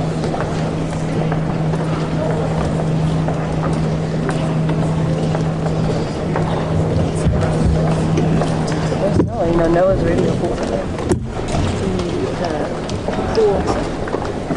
I almost changed. I had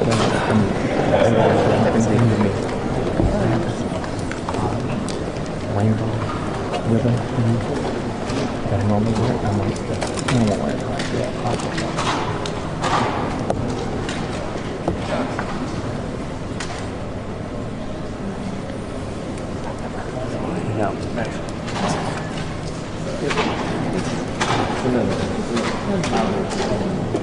We gotta file them all in.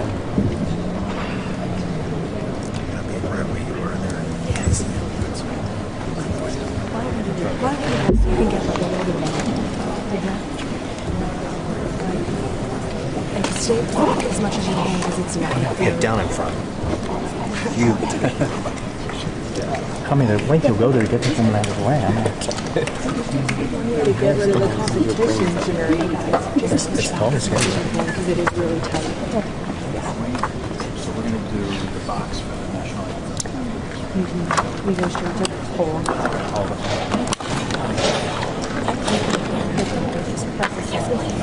Thank you.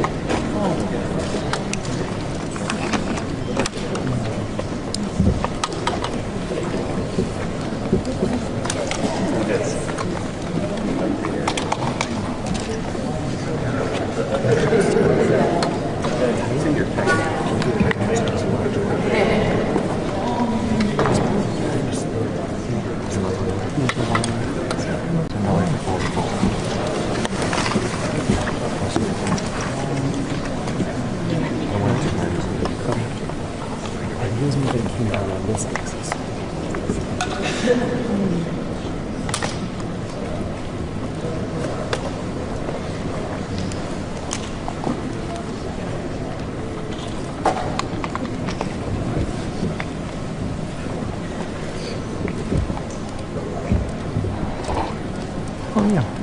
Good, how are you? Doing well. Jimmy. Elizabeth. Nice to meet you. I'm at school.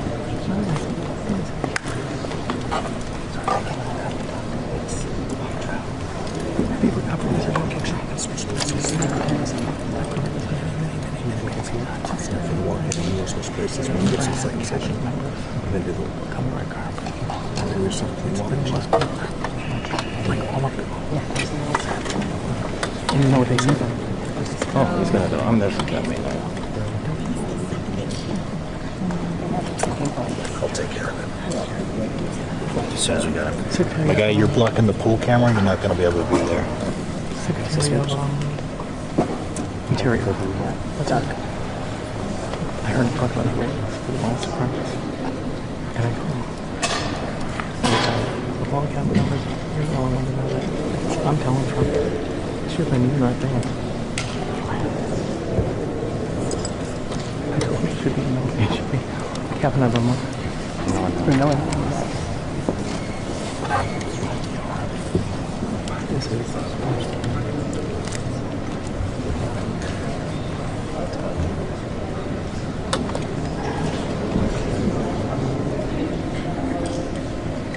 Never heard of this quiet man? No, this is all. It's a music job.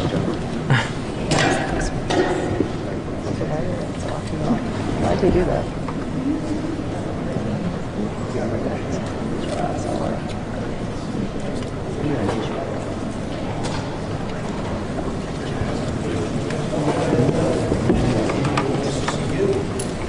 There he is.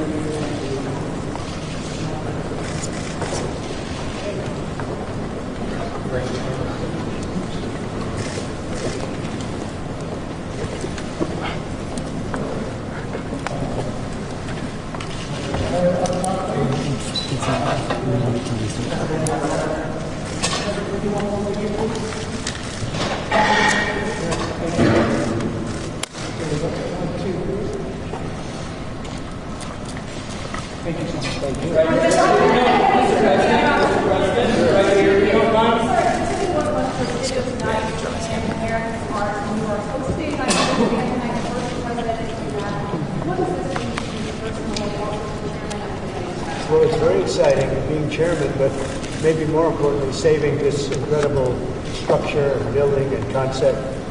And it's done so well. You know, we've raised a tremendous amount of money tonight for the building itself and for the charities overall. And we're really happy. It's been you see the way it's been received. It's been like it's never been before. And this building, this beautiful building, is going to be brought back to life. We've already started. And it'll be better than it was from day one. Do you guys honors represent the becoming of American presidents? What do these honorees represent? Well, we have great honorees. This is a group that really is unique. I think it's one of them. I mean, look, over the years I've been watching, and you've had some wonderful honorees, but I think this is really very much unparalleled. So we're going to see how it turns out. I think it's going to be a great evening.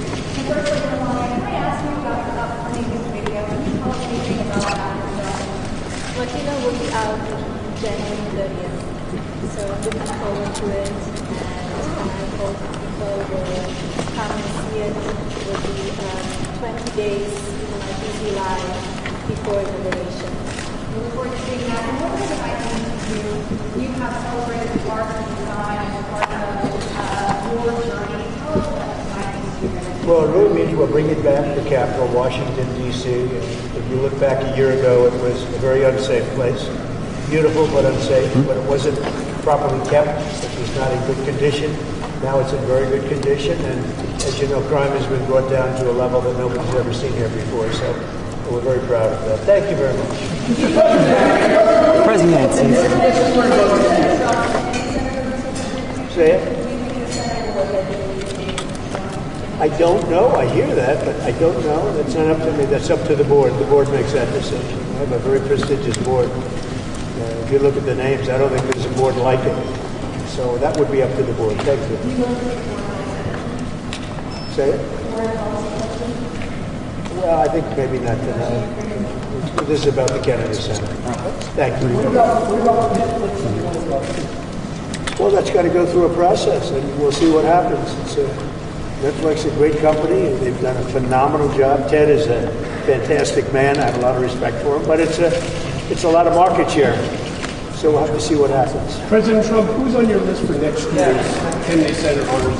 I looked at the list, and I can't tell you that yet, but a lot of people want to be on my list. You'd like to be on the list. I don't know about that. I have a question for you, Mr. President. How have you prepared to host tonight? Well, maybe I haven't prepared. Maybe you want to be a little bit loose. If you look at the great hosts, Johnny Carson, Bob Hope, those are the greats. If you look at the not-so-greats, like Jimmy Kimmel, he was just terrible. But no, I think you want to be just loose and not a lot to prepare for, really.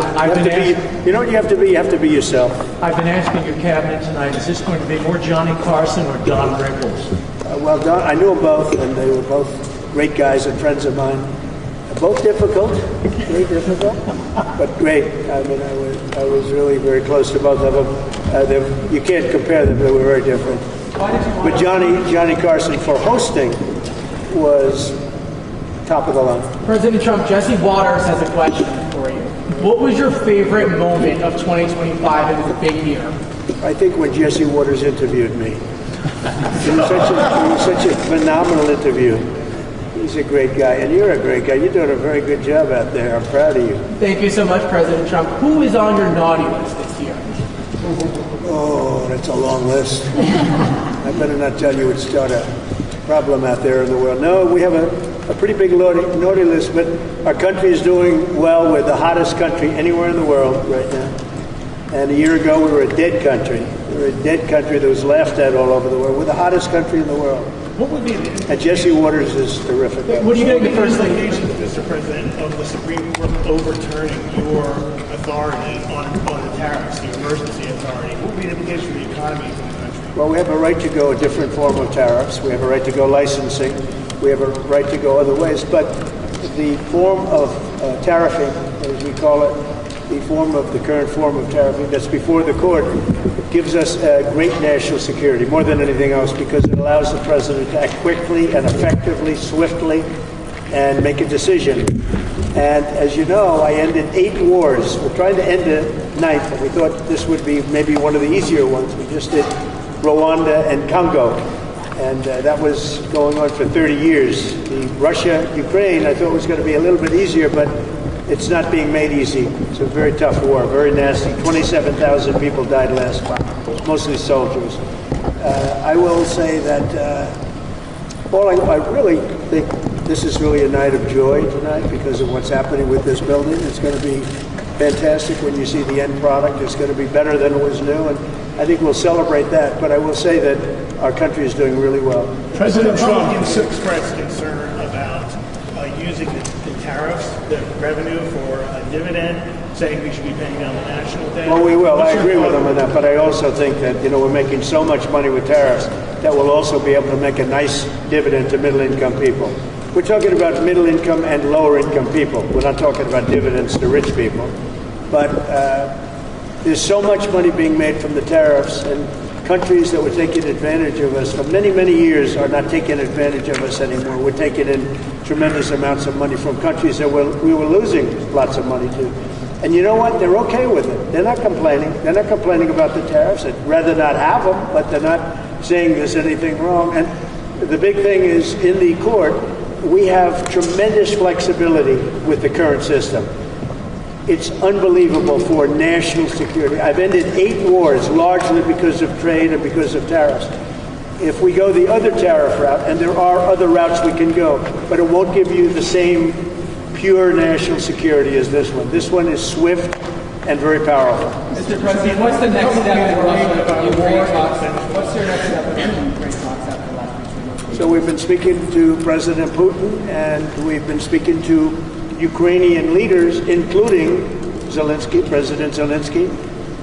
And I have to say that I'm a little bit disappointed that President Zelensky hasn't yet read the proposal. That was as of a few hours ago.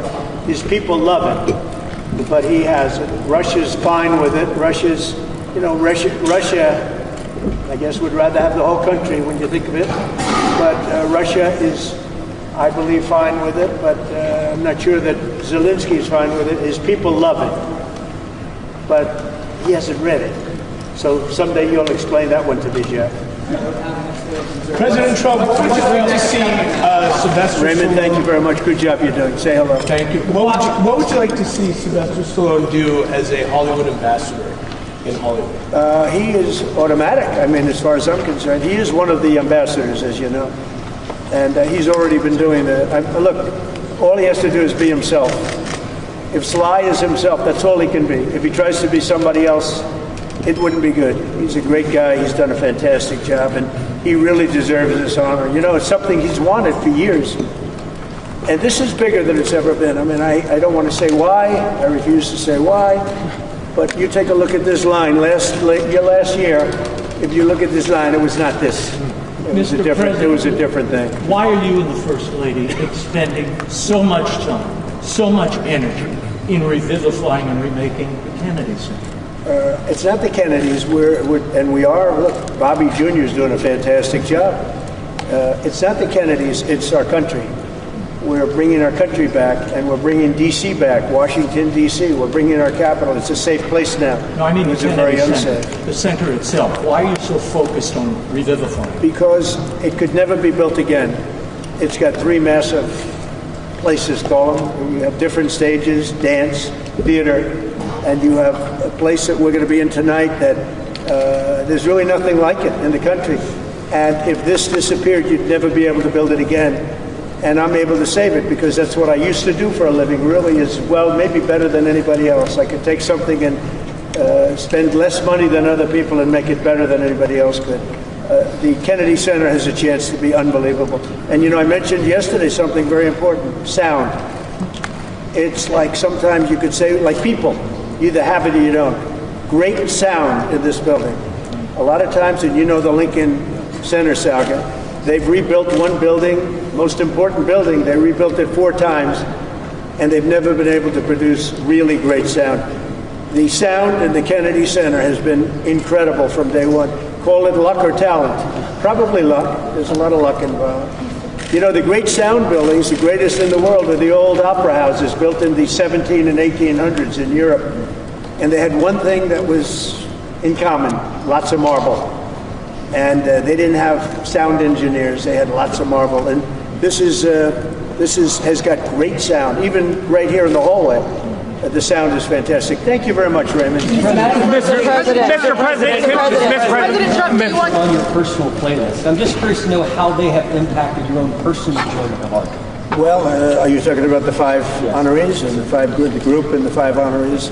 They are outstanding people. I had to approve them all, and every one of them very different.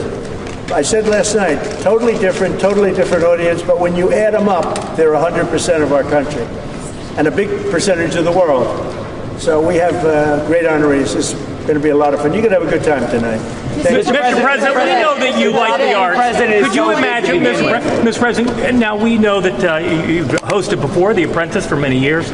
Could you imagine next year maybe you not hosting, but maybe you receiving the Kennedy Center Honors? That's an interesting one. I haven't thought of that. Yeah, I think I'm going to nominate myself for next year. Mr. President, every day you have such a big job being the president. Why was it important for you to actually host the show tonight, and how much time did you spend getting ready for it? Well, it wasn't important for me other than if I get much higher ratings, if it's a more successful show, then I'm contributing. I get nothing. I don't make money with it. I don't do anything. It's a little bit of work, not a lot of work. I look forward to doing it, but the network said, would it be possible to get the president to host? And I love the concept of no president has ever hosted the Kennedy Center honorees. And it's very important that this building be great and that this building remain really, I saved the building. We raised a lot of money tonight, tremendous record numbers of dollars, a lot of money. And we've raised over $100 million over the last very short period of time. That's a lot of money. And that money goes into the rejuvenation and the rebuilding of the building. And a lot of it's already taken place. A lot of the things that you don't see have already taken place. Mr. President, as you're saving the building, when will locals who come to the Kennedy Center, who live here, when will we start to see all of the changes? And do you have a timeline for when this will all be wrapped up? Over the next 4 or 5 months, we're going to have it very well set. You see the outside, the columns, they're beautiful. They had a fake gold color, and now they're beautiful, gleaming white. And everyone's talking about that. It sounds like not much of a change. It's a massive change. The white against the white marble. The marble is being rejuvenated. They're great pieces of marble, but they've been let go and they've been tired. And I always say you can take a 100th of an inch off of a piece of marble and you have a brand new piece of marble, but nobody does that. It's not an easy process. But if you look on the outside of the building, people see already a very big difference. Is the First Lady involved in the style of the change that's happened here? Yeah, she's got great taste. I'll ask her opinion. She liked the white as opposed to the fake gold. But they had the fake gold. The one thing about gold, you can never imitate real gold. They've tried to do it for years. Gold paint. Gold paint never works. Mr. President, you got to go for the real 24-karat gold. Yes. Yes, sir. Is there another president other than yourself who you think would have done a good job hosting the Kennedy Center Honors? Hosting, yes. Building, no. Mr. President. Politicians. They're very good on their feet, most of them. Could you name one? I would say the last one wouldn't have done too well hosting. but we've had some great politicians. Excuse me, John F. Kennedy would have done a very good job hosting. But building, no. I will build better than anybody. I build better than anybody. Thank you. Mr. President. $23 million was made tonight, nearly doubling. $23 million was made tonight, nearly doubling last year. Yeah. Why do you think that is? Maybe we had something to do with it. I don't know. We doubled up last year. It's really much more than that because we've done over 100, not including tonight. We've done over $100 million already. And those are numbers that the Kennedy Center has never seen before. It's doing really well. Thank you for that question. How is this renovation and the big, beautiful ballroom for the White House, how is this tied into... You've done so much for American greatness. Talk to the next generation about how important the values are that you're celebrating tonight are to American greatness. Things like self-discipline, creativity, talent, those things. Well, the young generation, I think, is going to grow up strong. We have a very different country than we had a year ago. A year ago, we had a country that was in big trouble. Now we have a country that's the talk of the world, and everybody's respecting us again, and young people are respecting us again, too. I won the young vote. The Republicans never win the young vote. I won it easily, and I want to thank Charlie, and I want to thank TikTok, and there are a lot of reasons for it, but there's never been a Republican who won the young vote, and I won the very young vote, so that's a good sign. Thank you. Mr. President. Why did you select Kiss for the honor this evening? Do you have a favorite Kiss song? Well, I like them as people. I've listened to their music over the years. They are characters, too. They really are. I don't know if you saw last night the speeches. They were great. They really made some great speeches last night, and they're very popular. A lot of people write in and ask us to select. So, like, think of it. Sylvester Stallone was not picked for any of this stuff. He's one of the greatest movie stars of all time, based on revenue, based on Rocky and Rambo and the numbers. No, I doubt. Maybe there's a couple of stars that have done something equal. But really, there's nothing like it. So we're going to have a very exciting night. But KISS is terrific. Mr. President, what are you, two questions. What are you looking forward to most about hosting tonight? And number two, Secretary Duffy says you are the master of the playlist out on the Rose Garden Club. What's your favorite song to listen to on the Rose Garden? Well, I have so many different songs. And I mean, look, Lee Greenwood really hit big with that. It was from day one. We put it on the first rally, and we never took it off, and he's great. But I have a lot of favorites, and I can tell you that we both love Elton John, special man, special guy, and he's really talented. We like a lot of different. I like a lot of different songs, a lot of different types of music. I have a good playlist. Thank you. Mr. President, what would you like to see for America 250 here at the Kennedy Center? Well, we're going to have a lot of events. One of the things you're going to have here is some of the UFC press. You're going to have the fighters coming over talking about the fights. It's a big deal. The UFC on June 14th. It's going to be June 14th next year. And they're building an arena. The great Dana White's building an arena. And they're going to have 8 or 9 championship fights, the biggest fights they've ever had. Everyone's a championship fight. And everyone's a legendary type of fight. He's actually holding back fights right now for 6 months so he can do it for the 250. I think 250 is going to be amazing. I think the arena is going to be 5,000 or 6,000 seats right in front of the front door of the White House, and 100,000 people in the back where they're putting up 8 or 10 very big screens. That's going to be an exciting night. So many people are asking for tickets, the UFC. Thank you. Mr. I did. I met with Ted. I think he's fantastic. I think he's, in the history of Hollywood, has really been almost, you could say, nothing like what he's done. You'd go back to Louis B. Mayer, maybe, Metro-Goldwyn-Mayer, MGM. Ted has done an incredible job. I mean, he had a company that was very troubled 7 or 8 years ago, and he took it over, and he's really done a legendary job. Should they be allowed to buy Warner Brothers? Well, that's the question. They have a very big market share. And when they have Warner Brothers, that share goes up a lot. So I don't know. That's going to be for some economists to tell. And also, and I'll be involved in that decision too. But they have a very big market share. Did he make any guarantees to you about the merger if they do merge? No, never. He came up. He was in the Oval Office last week. I have a lot of respect for him. He's a great person. But he's done one of the greatest jobs in the history of movies and other things. And he's got a lot of interesting things happening aside from what you're talking about. But it is a big market share. There's no question about it. It could be a problem. Mr. President, you mentioned some of your favorite songs. In your opinion, what makes a song great? Well, it's something that has to be soft and soothing to your ear. I like some songs that other people don't like. That's why they have. You ever hear the expression? That's why they have menus in restaurants. We're all different. We all know they're different things. Otherwise, you just serve one meal and that would be it. Are you a country music fan? But I love country music. And we have the king of country music tonight. So that's another one. President Trump, would you rename the Kennedy Center the Trump Center? It's not up to me. We have a board of 40 people that are really the most prestigious people in the United States. We have the honorary chairwoman on the board, right? As the First Lady, she's honorary chairwoman. But it's a really prestigious board, and that's up to them. I don't know what they're doing about that. Can you tell us We are doing a lot of look, we are saving the Kennedy Center. Can you tell us how did you choose the names today? Yeah, we went through probably 50 different names. We were politicked by a lot of people, some of them the stars themselves. But we went through 50 names and we picked the 5. And we're very happy with it. We're really very different audiences. But as I said, just down the line, they're different audiences. But when you add them up, it's 100% of the public. Thank you.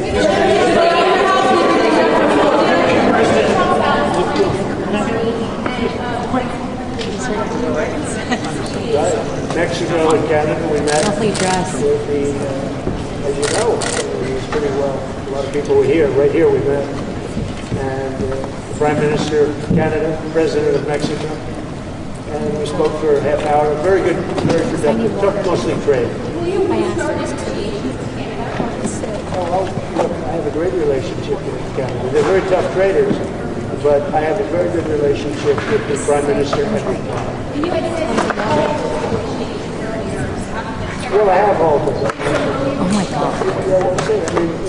The problem is Canada makes a lot of things that we don't need because we make them also. But we'll work it out. Canada's a special place, and they really are good at ice hockey, aren't they? Mr.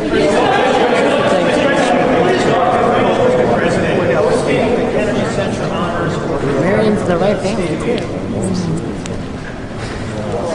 Did I answer that question after the show's over? I'll give it to you after the show's over. This is a little bit different. You know, I hosted The Apprentice when it was the #1 show on television. We did 42.5 million people. It was a little different television. There were more people watching it. What are you expecting, Mr. President, in terms of ratings this year? I think it'll be great. I think it's going to be great. Ratings are complicated now. It's like streaming ad and all that. I think it'll do very good. I mean, just based on what you see right here. If you came here last year, you saw a line that was about 1/10 this size. You weren't even here last year, right?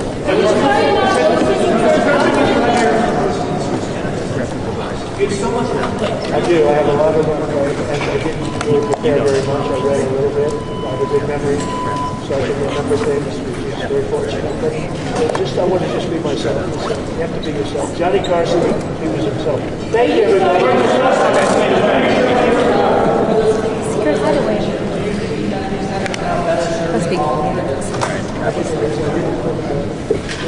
Really enhanced very greatly over the last 10 months, really since the and we're making it great. We're going to make it physically great as a building. We won't even believe how beautiful it is. And we saved the Kennedy Center. It's a big thing. Thank you. Join the first time we stand away from the wall.